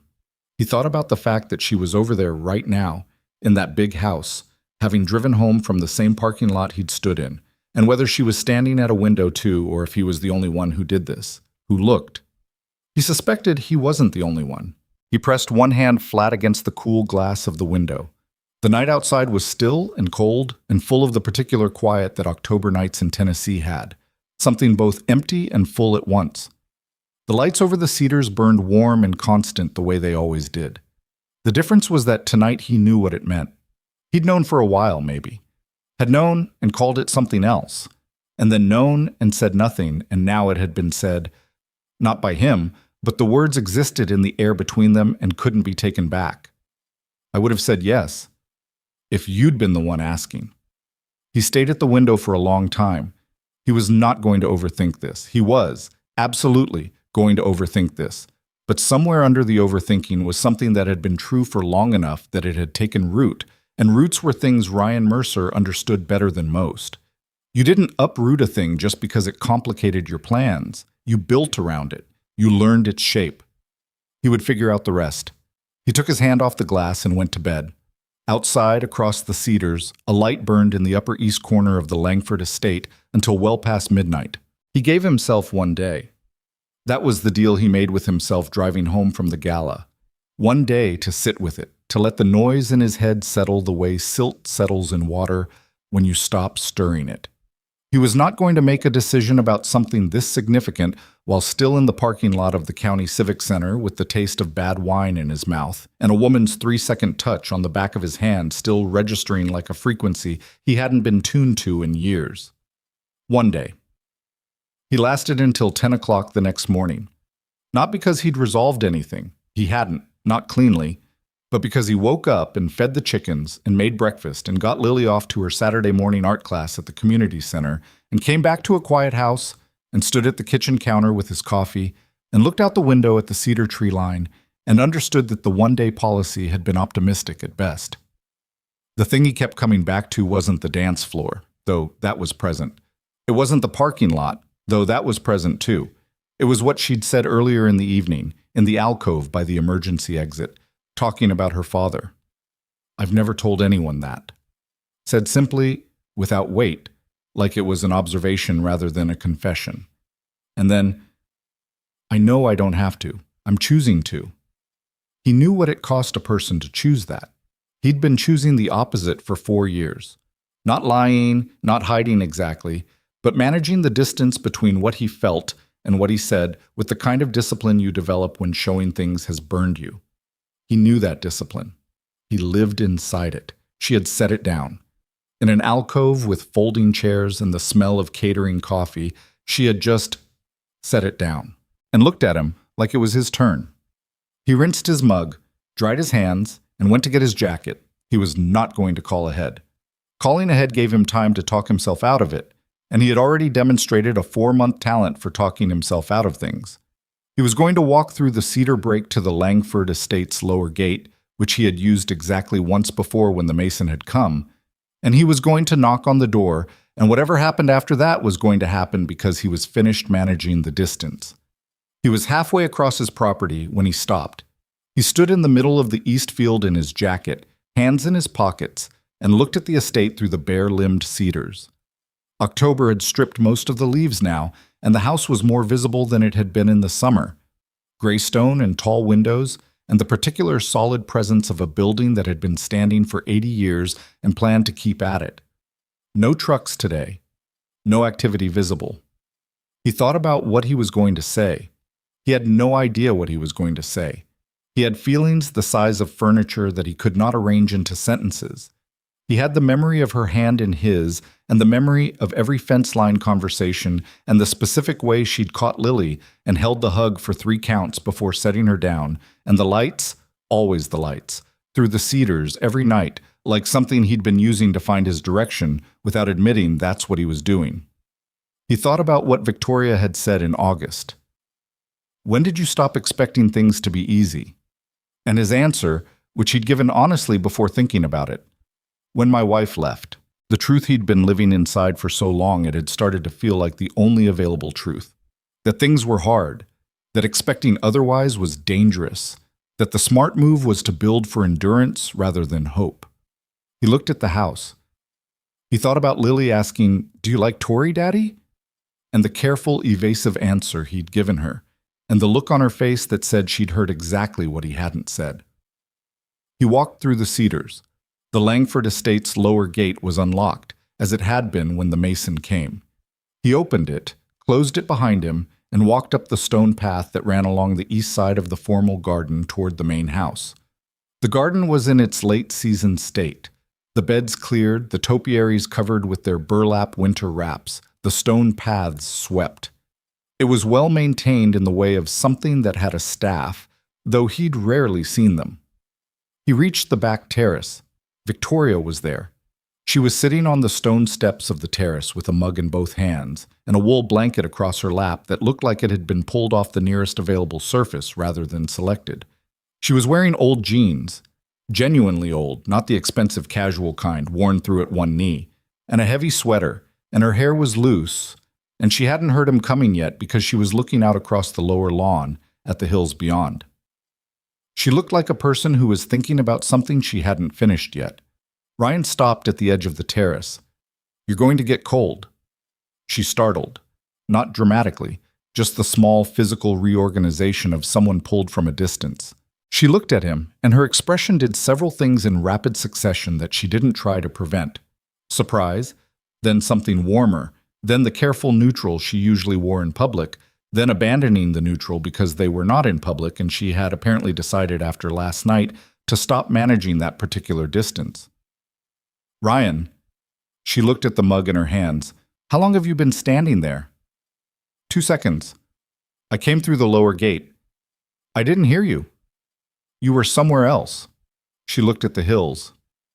"I was." She moved the blanket over slightly on the stone step beside her. It was not an unambiguous invitation.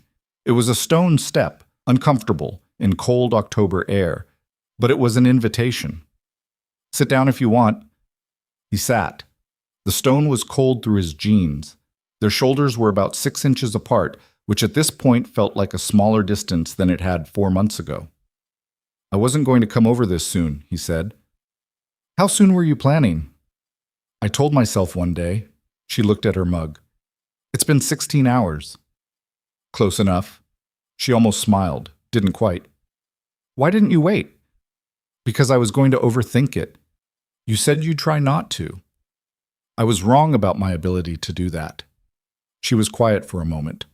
A crow moved across the pale October sky above the hills. The air smelled like cold ground and dead leaves, and something clean underneath it all. The smell of a season doing what it was supposed to do. "Okay," she said. "So you're here." "I'm here," he agreed. "And?" He looked at his hands. The scarred thumb, the calluses, all the evidence of what his life was. He looked at them for long enough that it could have looked like uncertainty, but it wasn't uncertainty. It was the opposite. He was looking at them the way you look at something you've decided to stop apologizing for. "I've been lying to myself," he said, "for a while, about what this is." He didn't gesture between them. It felt unnecessary. "I kept telling myself it was nothing, or something that didn't need a name, or something I shouldn't want because of..." He stopped, started more directly. "Because I've been sitting on my porch looking at the lights in your house every night since July and calling it nothing. and I'm done calling it that." She had gone very still. "Every visit I made over here," he continued, "every reason I found to be at the fence line, every time I let the conversation go longer than it needed to, it was about wanting to be near you. That's what it was. I knew that, and I told myself something else, and I'm finished doing that." Victoria set her mug down on the step beside her. Her hands were steady. Her face was... He looked at her fully now. Her face was doing something he hadn't seen before, which was the expression of a person receiving something they'd been waiting for without letting themselves believe it was coming. It wasn't relief exactly. It was more like something relaxing that had been tightly held. "Ryan," she said, "let me finish." She closed her mouth, waited. "I don't know how this works," he said. "I need you to know that honestly, not as a disclaimer. I mean, I actually don't know. My marriage ended because I wasn't paying attention to the ways our lives were pulling apart until it was too late to do anything about it. I've spent 4 years being very careful not to make that mistake again by not making any moves at all, which is its own kind of mistake." He looked at the hills. "I have 32 acres and a daughter and a routine that I have built to function with exactly the number of people it currently has in it. Bringing someone into that is not a small thing. It's not going to be easy. I know that. I know you know it. I'm saying it anyway because I want to be straight with you from the beginning, not 6 months in when it's harder, to be honest." He paused. "I'm not the same as what you're used to. I know that too." "Victoria." "Ryan, I know." She turned to face him more fully. The morning light was flat and honest across the terrace.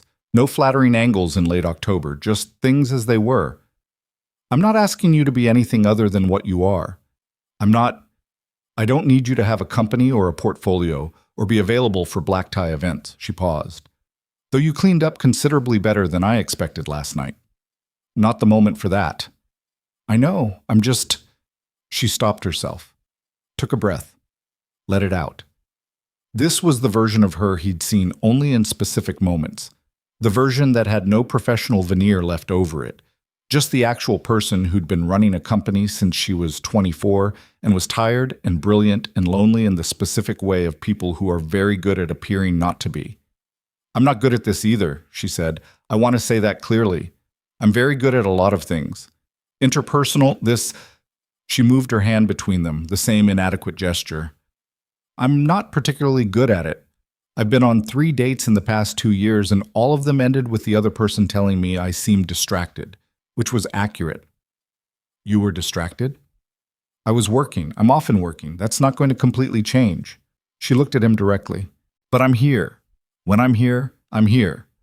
I was here last night in that alcove, and I've been here every evening on that property line, and I'm here now at 10 o'clock on a Saturday in my worst jeans with a blanket I pulled off the library couch, and I'm telling you I meant what I said last night."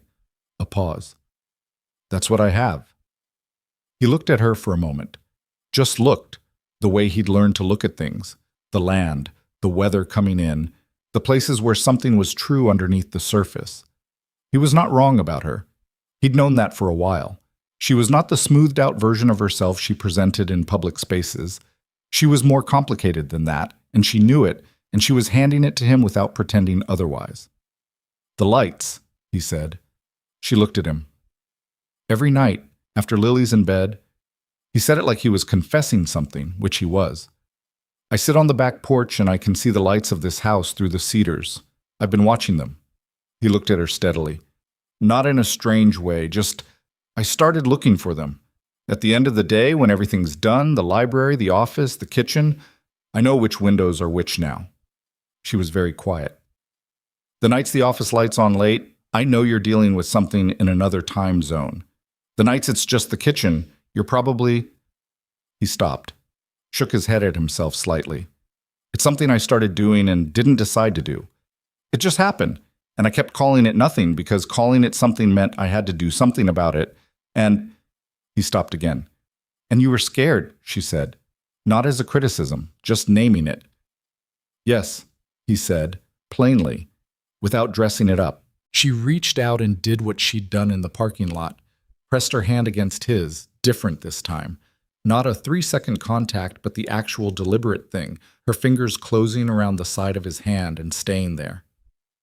Okay, she said quietly. He looked down at her hand on his. He didn't move. Okay.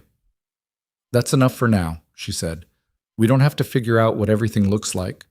We just have to stop pretending. I can do that. Good. She retrieved her mug with her other hand, looked at it. Do you want coffee? I made too much. Yes, he said. She stood up, taking the blanket with her, wrapping it around her shoulders against the cold, and went inside through the terrace doors. Ryan stayed on the stone step for a moment. The hills were the pale gold brown of late October, the sky a light gray that wasn't threatening anything, just being overcast the way Tennessee skies were for weeks at a time in the fall. The cold was real. The stone was genuinely uncomfortable. He was not in a particular hurry to move. She came back with a second mug, a heavy ceramic one from what he'd learned was a set of mismatched mugs she'd accumulated without intending to, because every town she'd passed through in the past few years had a coffee shop selling branded mugs, and she'd apparently been buying them. This one said Asheville on the side. She handed it to him and sat back down. They sat on the cold stone terrace steps with their coffee and looked out at the late October hills, and they talked. Not the fence-line conversations which had always had a structure to them, a reason for being there, a natural ending point. This was different. This was just talking because they were both there, and the alternative was leaving, and neither of them wanted to leave. She asked him about his grandfather, who Ryan had mentioned briefly at the gala, and who had been the person who mattered most to him in his early life, in the particular way that a grandparent can matter when they are the stable presence in an otherwise shifting childhood. His parents had been fine people, but restless, and had moved the family between 3 states in Ryan's first 8 years before his grandfather had intervened in the quiet, immovable way of a man who knew what he was about, and Ryan had come to the farm at age 8 and essentially stayed there. You never wanted to leave? She asked. I left for 2 years, college in Knoxville. He drank his coffee. I came back when my grandfather's health started going. I told myself it was temporary. And he died, and the farm was mine, and I had a degree in agricultural management that was most useful right there, so. He shrugged. It wasn't noble. It was just what made sense. You make a lot of decisions based on what makes sense. Is that a criticism? It's an observation. She thought about it. I think you're more intuitive than you let on, and you've decided that sense is a safer word for it. He looked at her. That's a very specific diagnosis.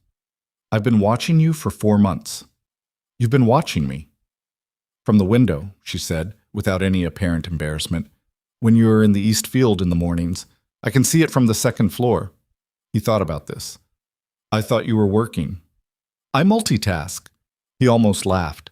It came out as something more restrained, a kind of exhale with amusement in it. But it was real, and she looked at him with the slightly pleased expression of someone who has achieved something they were aiming for. You're going to tell me about the lights, he said, and watching from the 2nd floor, and I'm standing here being surprised by it. Why surprised?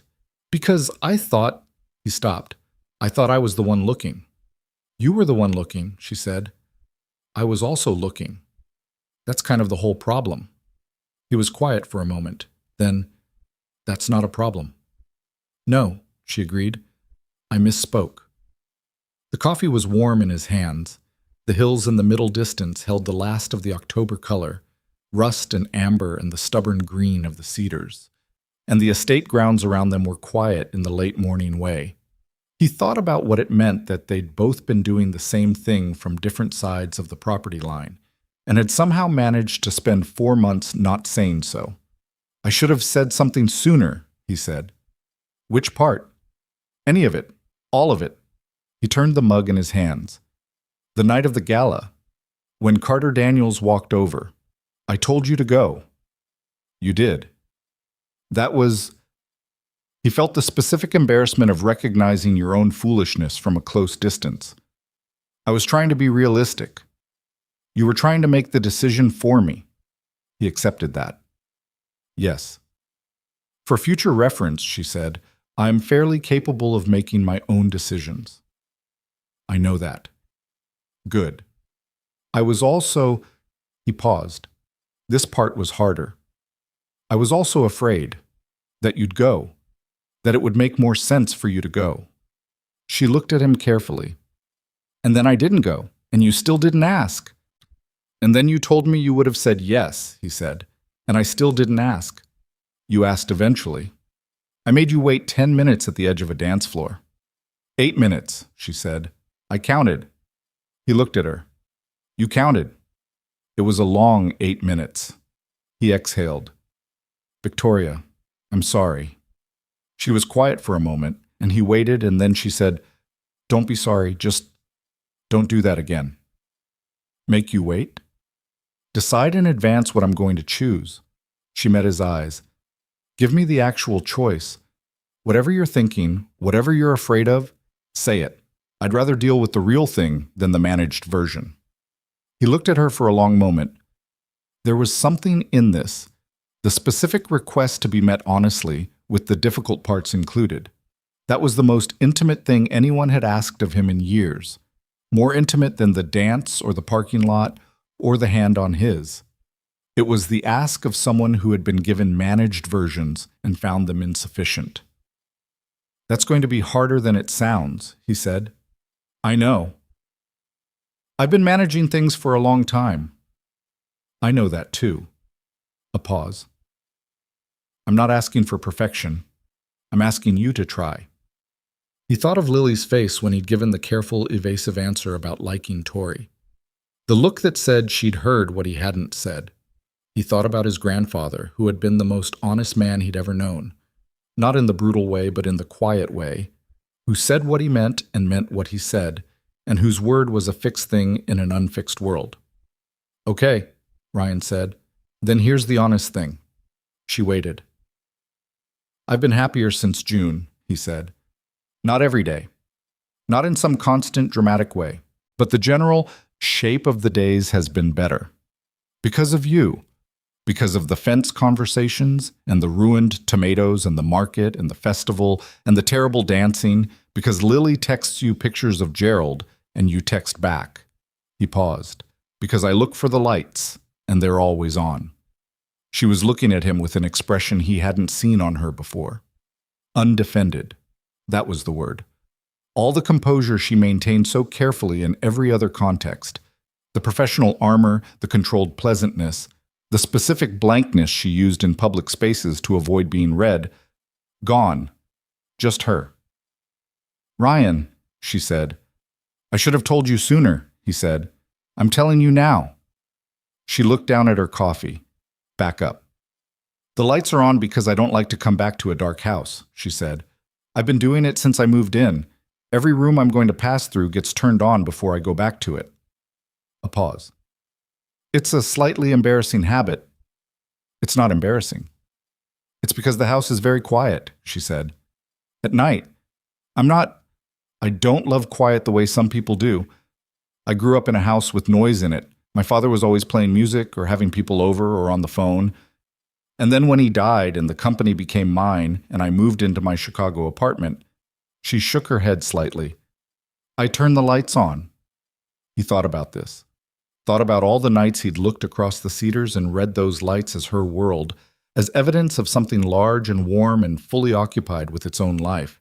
And it had been a person not wanting to walk into the dark. The house isn't quiet now, he said. She looked at him. Lily's over here twice a week minimum. The chickens are audible from the property line. Your drainage engineer spent an entire morning on the southwest corner and could be heard throughout. He met her eyes. It's not the same quiet it was. She was quiet for a moment, which was, he realized, the good kind, the kind that meant something was settling rather than being avoided. No, she said. It's not. They sat there until almost noon. The coffee went cold, and they didn't notice until it had been cold for a while. At some point, the blanket migrated from her shoulders to a shared arrangement across both their laps, which happened in the unselfconscious way of two people who have stopped monitoring the distance between themselves. He told her about the winter Lily had been sick, the January when Lily was 5, before he'd figured out the asthma was more serious than the doctor initially indicated, when he'd spent 3 nights in the hospital waiting room with the specific terror of a parent alone with an unwell child and no one to take the second shift. He'd never told anyone the full version of that. He told her now because she'd asked, carefully, not prying, just, what was the hardest thing? And the answer was that, and he said it. She didn't offer comfort in the performed way. She listened, and when he finished, she said, "Is that why you always know where her inhaler is?" "Yes." "I noticed you check for it every morning." "You noticed that?" "I've been around in the mornings a few times." She looked at the hills. "She's lucky you pay attention like that." "She's 7. She shouldn't have to depend on luck." "No, she depends on you." A pause. "That's not the same thing." He thought about that. Something shifted in his chest. Something he'd been carrying in a particular way for 4 years that had just shifted position, not gone, but redistributed. The way a heavy pack feels different when someone adjusts the straps. "You're good at that," he said. "At what?" "Saying the thing that reframes it without dismissing it." She considered this. "Board meetings," she said. "You learn to find the sentence that changes the shape of a problem. Sometimes it works in other contexts." "It works in this one." She looked at him. "What's the shape of this problem?" "What problem?" "This." She moved her hand between them, the gesture they'd both made multiple times now, the inadequate gesture for the thing neither of them had a clean word for. "Us. What are you afraid it's going to be?" He thought about it honestly. "I'm afraid it's going to be important," he said. "And then something I can't control is going to take it apart, and I'll have let Lily get attached, and—" He stopped. "And you'll have to rebuild again." "Yes." "Is the answer to that not to try?" "No," he said, "but it was the answer I'd been using." She nodded slowly. "Ryan, I'm not Claire."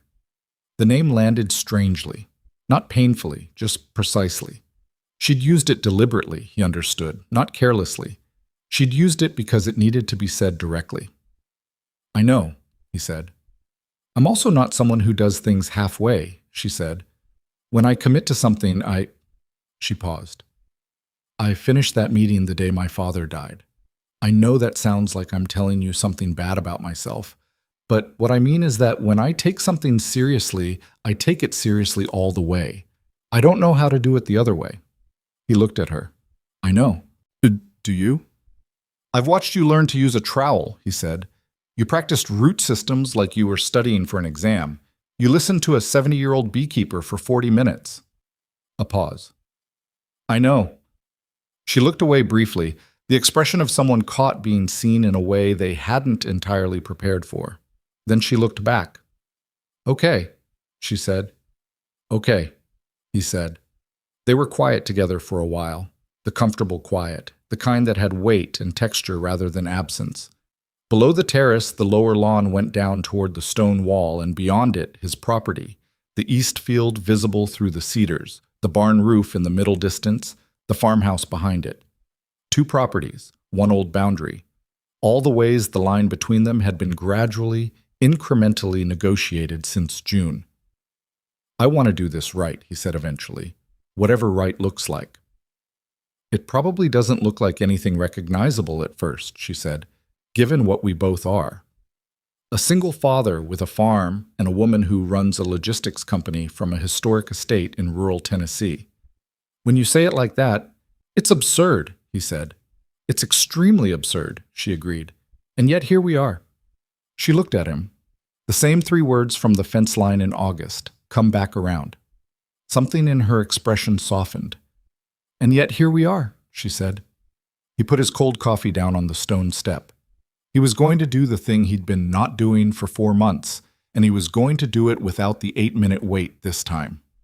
He turned toward her on the step. "Can I take you somewhere tomorrow?" he said. She blinked. "Where?" "There's a ridge about 6 miles north of here. County land, not posted." "County DT. My grandfather used to take me up there in the fall when the leaves were turning. You can see about 30 miles on a clear day." He paused.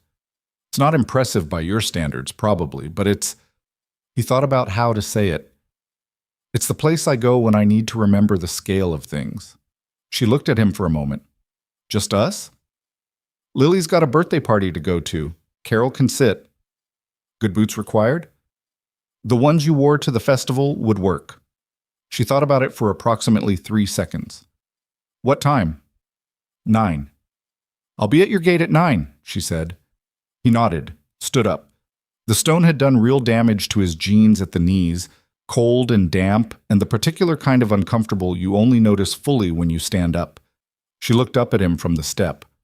The blanket was still across her lap, the wool going slightly misshapen at the edges. The Asheville mug was in her hands. Her hair was loose, and the October air had done something to it. She looked like she was in the right place.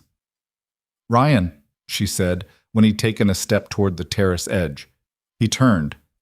"Thank you for not waiting the full day." He held her eyes. "I was done talking myself out of things," he said. She nodded. Not a small nod. A real one. The kind that meant the same thing as a long answer. He went back through the lower gate, across his east field, through the cedars. The cold followed him all the way to his farmhouse door, but it was the comfortable kind, the kind that made indoor warmth feel like something earned. Inside, the kitchen was quiet. The list on the counter, south fence check, market order for Wednesday. Lily's permission slip for December's school trip, sat where it always did. He looked at it. He picked up the pen. At the bottom of the list, below everything practical and necessary and already accounted for, he wrote one thing. 9 o'clock. He capped the pen. Put it down. Outside, across the cedars, the Langford estate sat solid and gray against the pale sky. No lights yet. It was still morning, the honest flat light of a day that wasn't asking anything from anyone. He thought about tomorrow. The Ridge. 30 miles of Tennessee in late October, the world reduced to its actual scale. He thought he might be ready to look at that again. He put the kettle on for tea, let himself stand in his kitchen for a minute without the list in his hands. Outside, Gerald was complaining about something in the coop with the specific vocal energy of a chicken who had decided his grievances were everyone's problem. The wind moved through the last of the cedar leaves. The sky held its gray without committing to anything. Ryan stood in his kitchen and felt, for the first time in a long time, like himself. Not the managed version, not the efficient, functional, list-maintaining version, just himself, uncertain and careful and trying, standing in his grandfather's house with cold coffee and a note at the bottom of a list, and something that was going to be difficult and worth it and real. He could work with real. He always had. The Ridge was exactly what he'd said it was. County land, unmarked, reached by a fire road that turned to gravel, and then to packed dirt, and then to something that wasn't quite a road anymore. Just 2 tire tracks through the brush that Ryan's truck knew from memory. Victoria had said nothing about the road quality, though at one point when the truck dropped hard into a rut, she grabbed the door handle with the reflex of someone recalibrating their expectations. She didn't complain.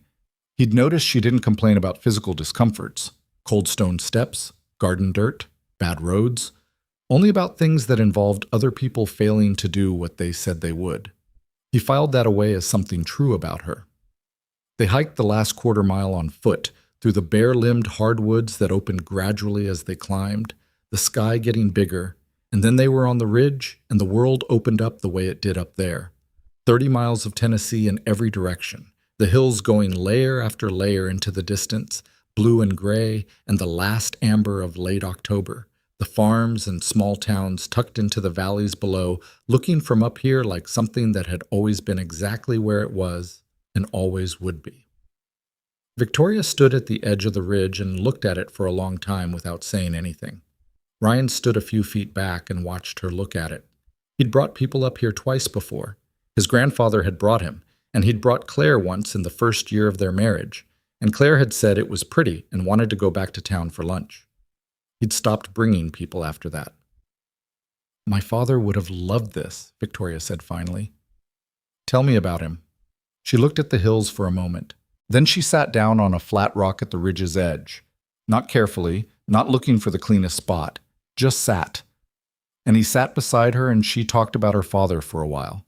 Not the executive, not the founder of the company, the man, who had liked bad television and good bourbon, and who had kept a list on his phone of restaurants he wanted to visit before he died, most of which he never got to. Who had been afraid of birds, specifically birds, which had made his country club membership occasionally difficult. who had told Victoria when she was 12 that she was the sharpest person he'd ever met and that this would make her life both easier and harder than she could imagine, and who had been right about both. "He would have found you interesting," she said. "Why?" "Because you're not impressed by things that impress most people," she said. He was like that. He could smell flattery from 100 feet, and it made him impatient. He liked people who just were what they were. Ryan thought about this. "Your operations manager, Marcus, he's been with the company a long time. 12 years, since before my father died." She looked at him. "How do you know about Marcus?" "You mentioned him the first morning, the call about the spreadsheet." She was quiet for a second. "You remember that? It was the first thing I heard you say." She looked at the hills. Something in her expression was doing the thing it did when she was moved by something and trying to decide whether to show it. He'd learned to let those moments sit without filling them. "He's loyal," she said eventually. "Marcus. He was loyal to my father, and he's loyal to me, and sometimes I think the company runs on his loyalty more than anything I've built." A pause. "I should tell him that more." "You probably should. You're not going to say I'm sure he knows?" "He probably suspects it," Ryan said. "But hearing it and suspecting it are different things." She looked at him. "Yes," she said quietly. "They are." They stayed on the ridge for 2 hours. The cold was real up there, unprotected from the wind, and they were both in the kind of layer-appropriate gear that acknowledged the season. At some point their shoulders were touching, and neither of them moved apart. He told her about his grandfather's theory on door direction, which was, when examined, less eccentric than it seemed, and more about the orientation of a house to morning light. And she listened and asked questions that were not polite questions but actual questions, the kind that meant she was thinking about what he'd said. This was something he'd noticed early, and continued to notice. She listened with her whole attention. In a world where most people listened while also formulating their next sentence, she actually waited. It was disarming in a way he hadn't been disarmed in a long time. On the way back down, on the steeper section where the path narrowed, she slipped on a loose patch of shale, and he caught her arm. Not dramatically. It wasn't dramatic. She didn't fall, just stumbled, and his hand was there. And for a moment they were stopped on the hillside with his hand on her arm and her hand gripping his jacket and the trees around them bare and still. "Thank you," she said. "Ground's slippery here. Angle of the water runoff." "You're going to explain the geology right now." "Shale doesn't grip the same as Ryan."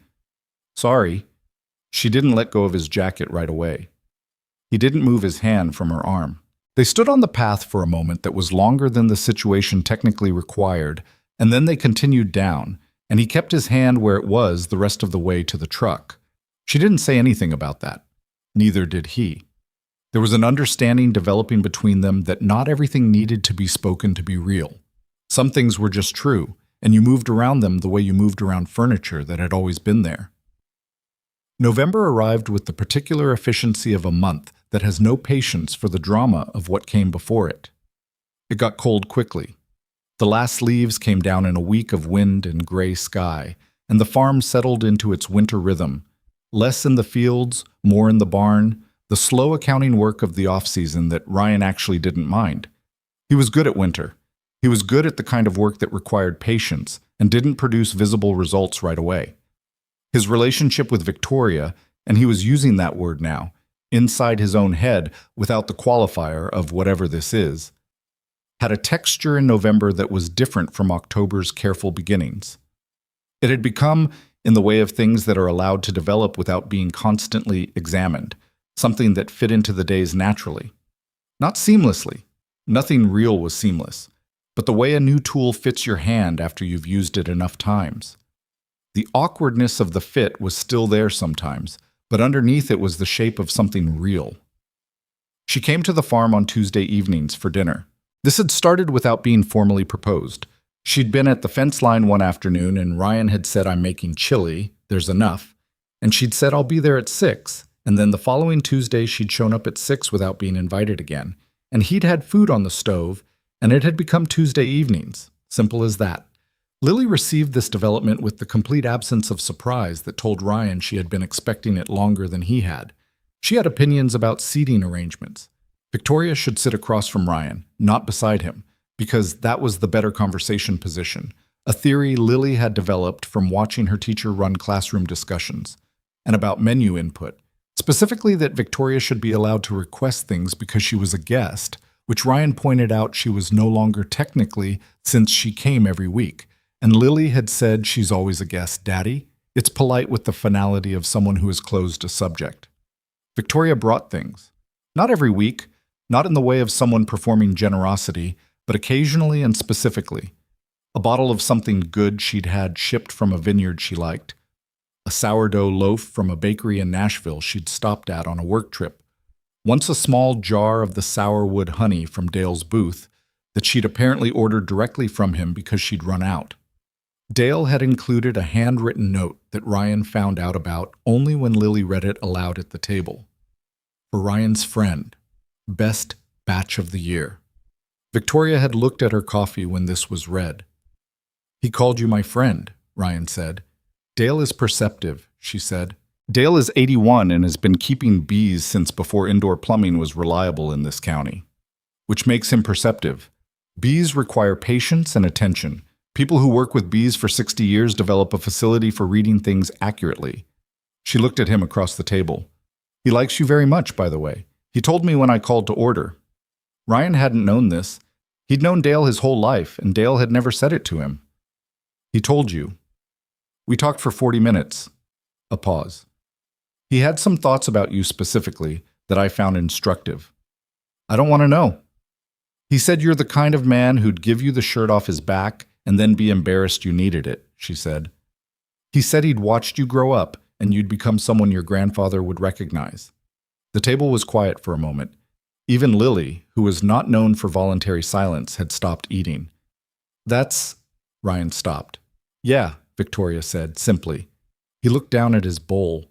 He thought about his grandfather, about the way the man had moved through the world, quietly, without announcement, building things that lasted. The farmhouse addition, the orchard, the particular way he'd taught Ryan to look at land, not as a possession, but as a relationship, something you tended and that tended you in return if you paid attention. Thank you for telling me that, Ryan said. I thought you should hear it, she said. And that was it. She picked up her spoon and the meal continued, and Lily redirected the conversation to the school play's casting decisions, and life moved forward the way it did. This was one of the things about Victoria that Ryan had not expected and continued to find remarkable. She knew when a thing had been said completely and didn't need to be extended. She didn't follow important moments with commentary. She let them be what they were and trusted them to hold their own weight. He was learning from that. The hard things happened too, because they always do. In the second week of November, Victoria's company hit a logistics crisis. A supply chain failure in the Midwest operation that cascaded through 3 distribution centers and produced 72 hours of the kind of sustained crisis management that turned her kitchen light on at 2 in the morning and kept it there. Ryan knew this because he saw it. He didn't contact her during those 3 days because he understood instinctively, from the few things she'd said about how she worked in crisis, that what she needed was space to do the thing she was built to do.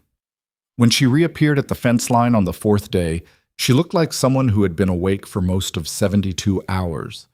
There were shadows under her eyes that makeup had tried and mostly failed to address, and her posture had the quality of something held together by decision rather than energy.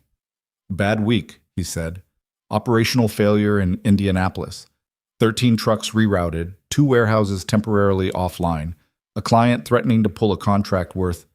She stopped. It's handled now. You handled it. Marcus and I handled it. She looked at the field, and 3 other people who didn't sleep much either. But you let it. She was quiet. Victoria. Yes, she said. I let it. Good. He looked at her directly. You look terrible. Thank you. Come have coffee. She came through the gate. He made coffee. Real coffee, not the cold remnants he usually lived on, and she sat at his kitchen table and didn't talk about the crisis anymore. And he didn't ask. She sat in his kitchen in the November morning light and drank her coffee and watched Gerald through the window with the unfocused gaze of someone whose mind was slowly standing down from a state of emergency. "He's wearing his crown," she said. Ryan looked.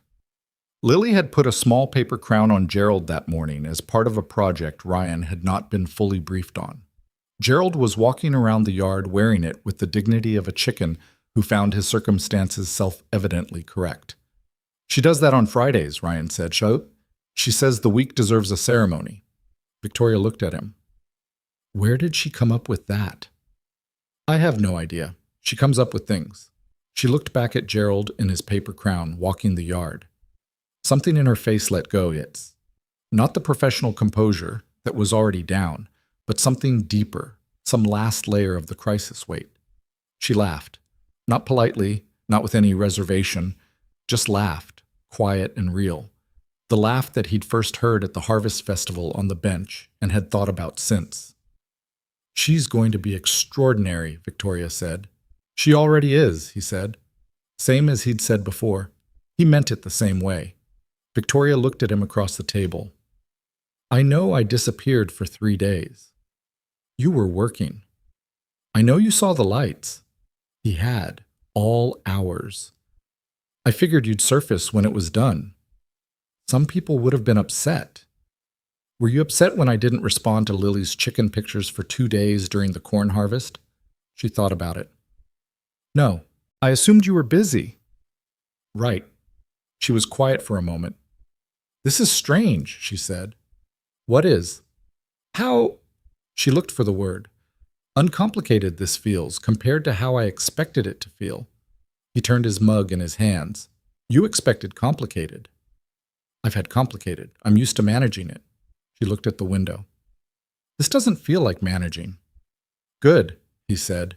"It's slightly terrifying, actually." "That's the part where it's real," he said. She looked at him. He held her eyes. Outside, Gerald walked across the yard in his paper crown, and a crow landed on the fence post and immediately reconsidered. The morning light came through the window at its November angle, flat and honest. "Ryan," she said. "Yeah. I don't want to mess this up." "Neither do I." "That's not—" She paused. "I mean, I specifically don't want to be the thing that messes this up. Your life, Lily's life, what you've built here." She looked at her coffee. "I'm aware that I could. My schedule, the travel, the crisis weeks. I could make this very hard." "You could," he said. She looked up. "And I could make it hard too," he said. "I could be too closed off. I could let the farm take everything and leave nothing over. I could decide every time something's difficult that difficult means wrong." He paused. "Two people can mess something up from either direction. That's not a reason not to try." She absorbed this. "When did you get wise?" "Dale's been talking to me for 40 years. The corner of her mouth moved. "Fair." "Victoria." He set down his mug. "I'm not scared of your work. I'm not scared of the calls at 6 a.m., or the crisis weeks, or the travel. Those things are who you are. I'm not interested in a version of you that has all of that taken out." He paused, making sure he said it right. "I'm interested in the whole thing, including the hard parts." She looked at him for a long moment. Her eyes were tired and the shadows were real, and she was 30 years old and had been running an inherited empire since she was 24, and she was sitting at a farmer's kitchen table in rural Tennessee at 9 in the morning after a 72-hour crisis, and she was the realest thing he'd looked at in years. "Okay," she said, quietly. "Okay," he said back. December came and Lily turned 8, and they had a party. Small, the way Ryan always kept them, 7 children from her class, and Carol from down the road, and Victoria, who had asked 2 weeks before what does Lily want, and listened carefully to the answer and shown up on the day with a terrarium kit, a book on insect biology, and a live stick insect in a small ventilated box that caused a reaction among the 8-year-olds that suggested it was the best gift anyone had ever received in the history of birthdays. Ryan looked at the stick insect situation developing in his living room. "You gave my daughter a live insect," he said. "She asked me last month what my favorite animal was," Victoria said. I said stick insects because they're underrated, and she said she'd always wanted one. She'd always wanted one. She's 8. She's allowed to want things. Victoria looked at him. The terrarium kit comes with care instructions. I read them. You read the stick insect care instructions. Extensively, they're actually interesting. A pause. Did you know they can reproduce asexually under stress? I did not know that. Lily will find that fascinating. He looked at his daughter, who was crouched on the living room floor with 3 friends examining the stick insect with the focus of a research team, and thought about what it meant that a woman had read stick insect care instructions because his daughter had mentioned something once a month ago. He thought about attention, about what it looked like when it was real. She's going to name it something, he said. She already has, Victoria said. She told me in the car on the way in, Gerald II. Ryan put his hand over his eyes. The original Gerald should be honored, Victoria said, and he could hear the smile in her voice without looking. Later, after the children had gone home and Lily was asleep, exhausted and happy, still in her party clothes, Ryan stood at the kitchen sink washing the last of the dishes, and Victoria sat at the table with leftover birthday cake and a glass of wine, and they were just there, in the quiet aftermath of a day that had been full and loud and good.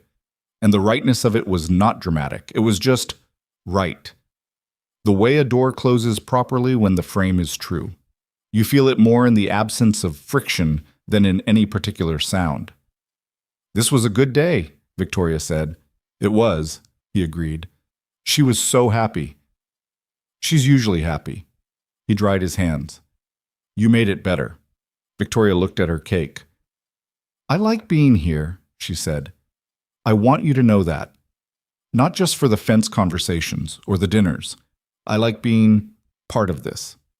He turned and looked at her across the kitchen. She was in the particular domestic dishevelment of someone who had spent a day with 8-year-olds, her hair escaping its tie, a small smear of frosting near her wrist that she hadn't noticed. She looked like someone who had stopped worrying about how she appeared and was just occupying her life. You're part of this, he said. She looked up. You have been for a while, he said. I'm not sure what else to call it. She held his eyes. Neither am I, she said, but I'm not in a hurry to label it. Me neither. Good. She looked at her cake. I do, however, have a question. Okay. Gerald II, she said. Where does he sleep? Ryan thought about the terrarium, which was currently in the living room. I'm not sure yet. Can he not go in Lily's room? I'm not philosophically opposed to it. I'm logistically uncertain about what happens if he escapes. The care instructions say they're slow-moving. The care instructions were written by someone who doesn't have a farmhouse with 17 gaps in the baseboards. Victoria considered this. Fair point. She ate her cake. I'll research containment options. You'll research stick insect containment options. I already started, she said, which was so entirely, specifically her that he stood in his kitchen and felt something in his chest that was warm and complicated and not small. He did not say what he was thinking. He wasn't ready yet. But he noted it, cataloged it, the way he cataloged things about the land when he was learning it, taking stock of what was there before making a plan. Winter settled into the valley the way it did, not dramatically, not with the blizzard severity of northern winters, but with a gray, persistent cold that asked you to slow down, to move through the days at a different pace. Ryan had always liked this season for the same reason he'd told Victoria about the list. Winter simplified things. It reduced the farm to its essentials, cleared the noise, asked you to be where you were. He was, more and more, where he was. He and Victoria had a rhythm now. Tuesday dinners, the ridge on Sundays when weather allowed. Phone calls some evenings when she was traveling. She'd started a work trip pattern that took her to Chicago and Cincinnati, and occasionally New York. And he'd started to recognize the specific quality of her voice when she called from hotel rooms, a slight flatness in it, like a note played slightly off-key, and he'd learned to just keep talking about the farm and Lily and Gerald I and Gerald II until the flatness leveled out. You do this on purpose, she said once, on a call from Chicago. Do what? Talk about the farm. I can practically smell it. Is that a complaint? It's the opposite, she said. He thought about that on the back porch afterward. The specific way a person's voice could reach across distance and put you exactly where you needed to be. He thought about his grandfather saying that the most important tool a farmer had was attention. Not strength, not equipment, not even knowledge, but the willingness to look at something every day and see it truly. He thought about how long it had taken him to apply that to people. January was the month he understood fully that he was in love with her. Not that the understanding was sudden. It was the opposite of sudden. It was the slow accumulation of all the months before it, the fence line and the ruined garden and the festival and the gala and the terrace steps and the Tuesday dinners and Gerald II and the Chicago hotel calls and all of it, arriving at the point where pretending he didn't know the shape of the thing was no longer a position he could maintain. It happened on a specific Tuesday, which was ordinary in every other way. Victoria arrived for dinner at 6. Lily showed her Gerald II's latest molt, which Gerald II had accomplished in the night. And Victoria examined the shed exoskeleton with genuine interest and asked 3 questions that Lily answered with authority. Ryan made soup, the good winter vegetable soup, the one with the smoked ham hock that took 4 hours and produced a result his grandfather would have approved of. They ate at the table, and Lily talked about school, and Victoria told a story about something Marcus had done in a meeting that was funny in the specific way of workplace absurdity, and Lily laughed at the parts she understood and asked questions about the parts she didn't. And Victoria answered all of them with complete seriousness. After dinner, Lily fell asleep on the couch with her library book open on her chest. A habit she'd had since she was 4, this particular way of being ambushed by sleep mid-chapter. And Ryan and Victoria were at the table with the remains of dinner and the quiet of a house where a child was sleeping. She never makes it to the end of a chapter, Victoria said softly. She starts them thinking she will. Optimistic. Always. They were quiet for a moment, the comfortable kind. Ryan, Victoria said. I want to ask you something and I want you to answer honestly, even if the honest answer is complicated. He looked at her. Okay. Are you happy? She said it simply. Right now. Not in general, not in some future state.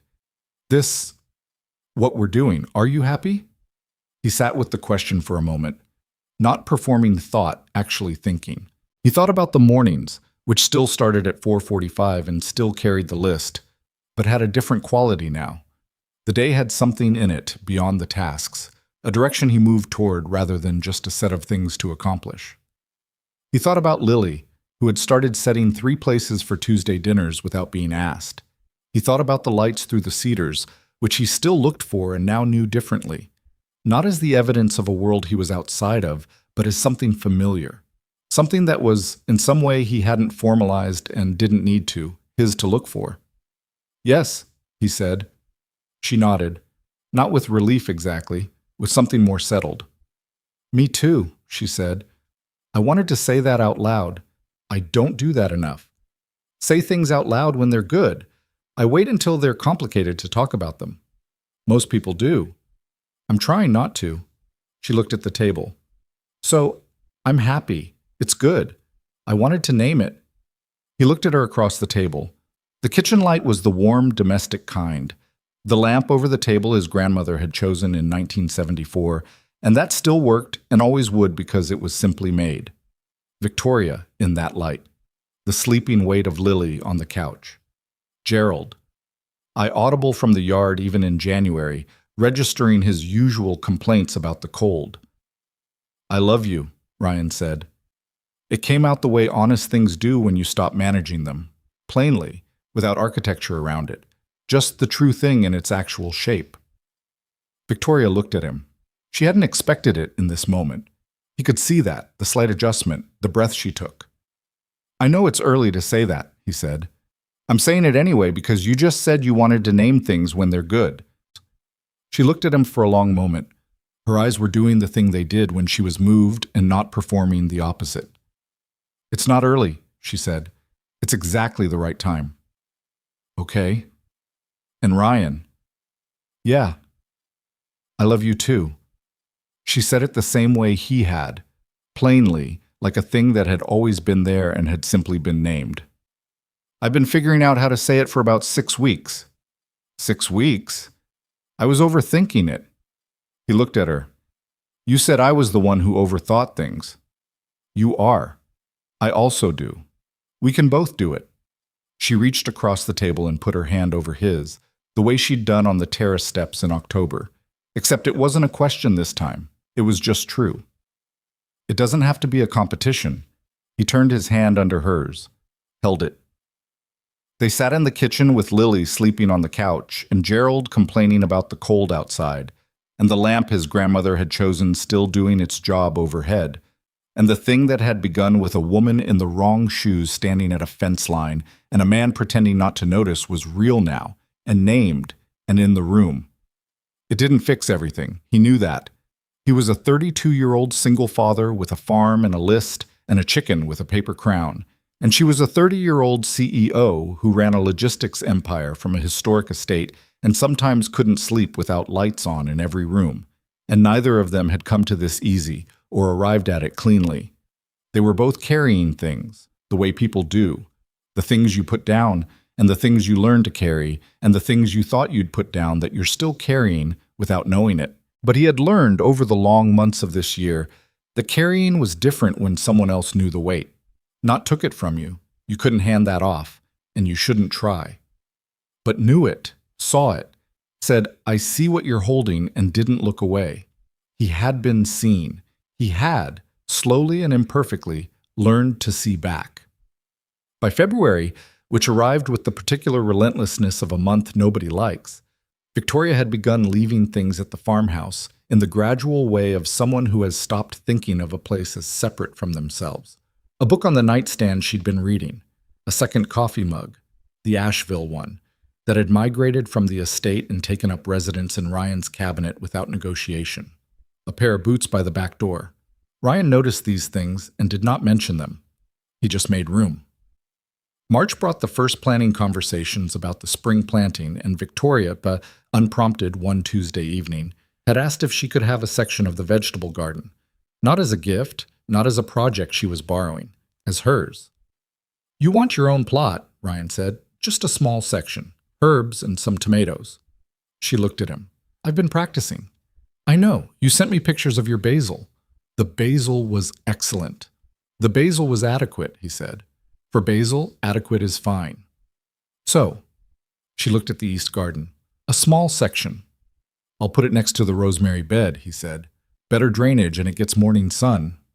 She nodded, absorbing this the way she absorbed practical information, attentively and without pretending she'd known it already. Thank you.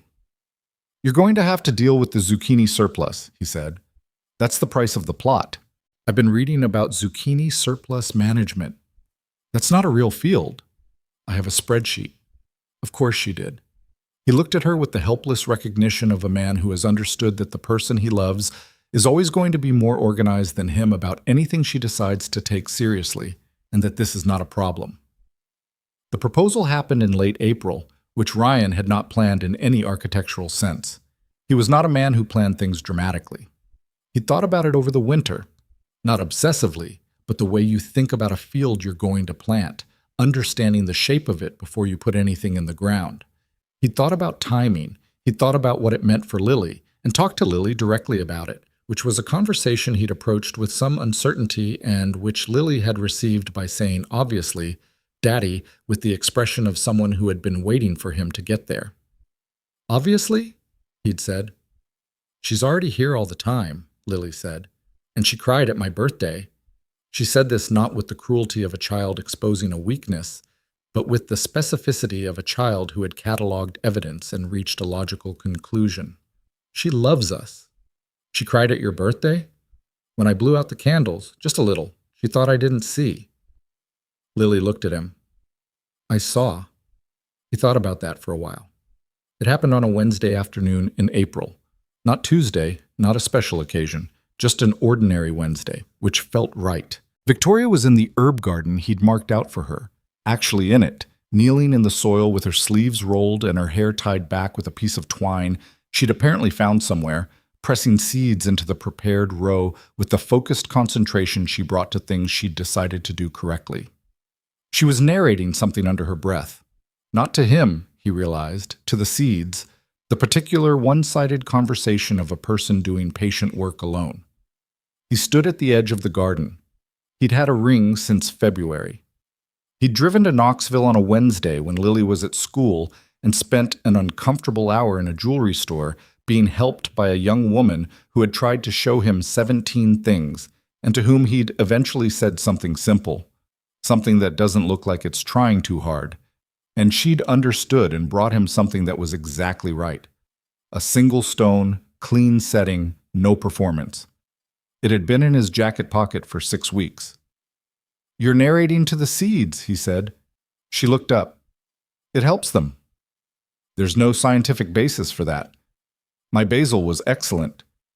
"Your basil was adequate." She threw a small dirt clod at his feet. He stepped over it. "Come here," he said. Something in his voice, the specific quality of it, the thing you can't modulate when you mean what you're saying, made her stand up.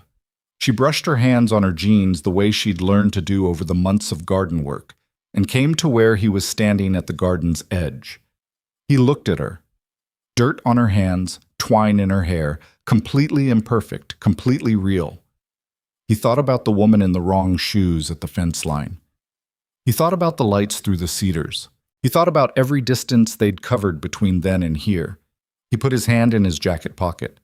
Her eyes went to it, back to his face. Something in her expression opened slowly, like a window being raised. He didn't kneel. He thought about it and decided against it.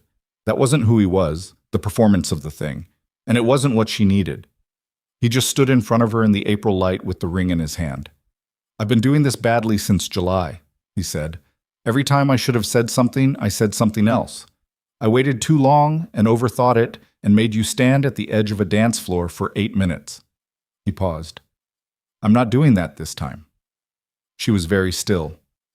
"I want to marry you," he said. "Not because it's the logical next step. Because you're the person I want to be honest with. Because Lily put the ring in her piggy bank once when I left it on the counter and I had to have a whole conversation with her about it." A pause. Victoria's breath caught. He heard it. And she said obviously, "Daddy," and she was right. He held the ring out.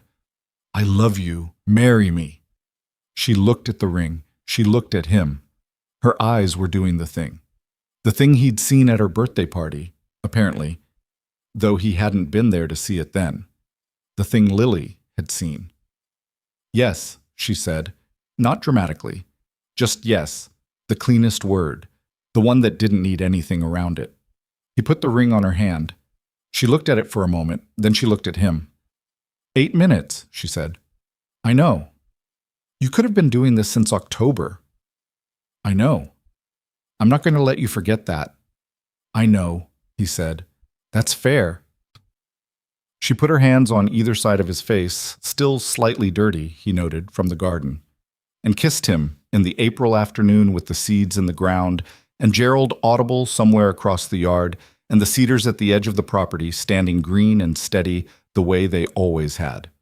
He put his arms around her. She was real and warm and imperfect, and she narrated to seeds, and she had a spreadsheet for zucchini, and she turned on all the lights when she came home to an empty house, and she had waited 8 minutes at the edge of a dance floor, and she had knelt in his ruined garden, and she had loved his daughter before he was brave enough to say what he already knew.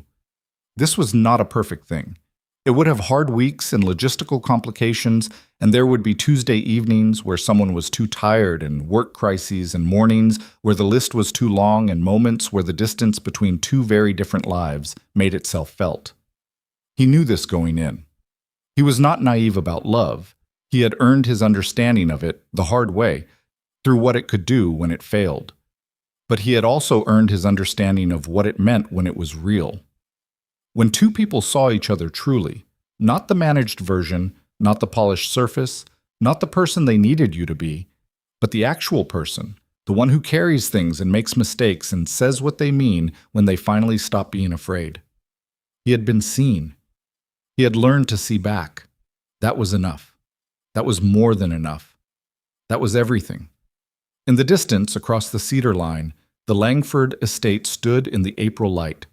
Not a lonely house with lights burning against the dark, but a neighbor's house, the next place over, where someone he loved would come from in the morning and return to some evenings, and eventually, in the practical way of two lives building toward each other, would simply be part of the same life that had always been waiting to be large enough to hold all of it.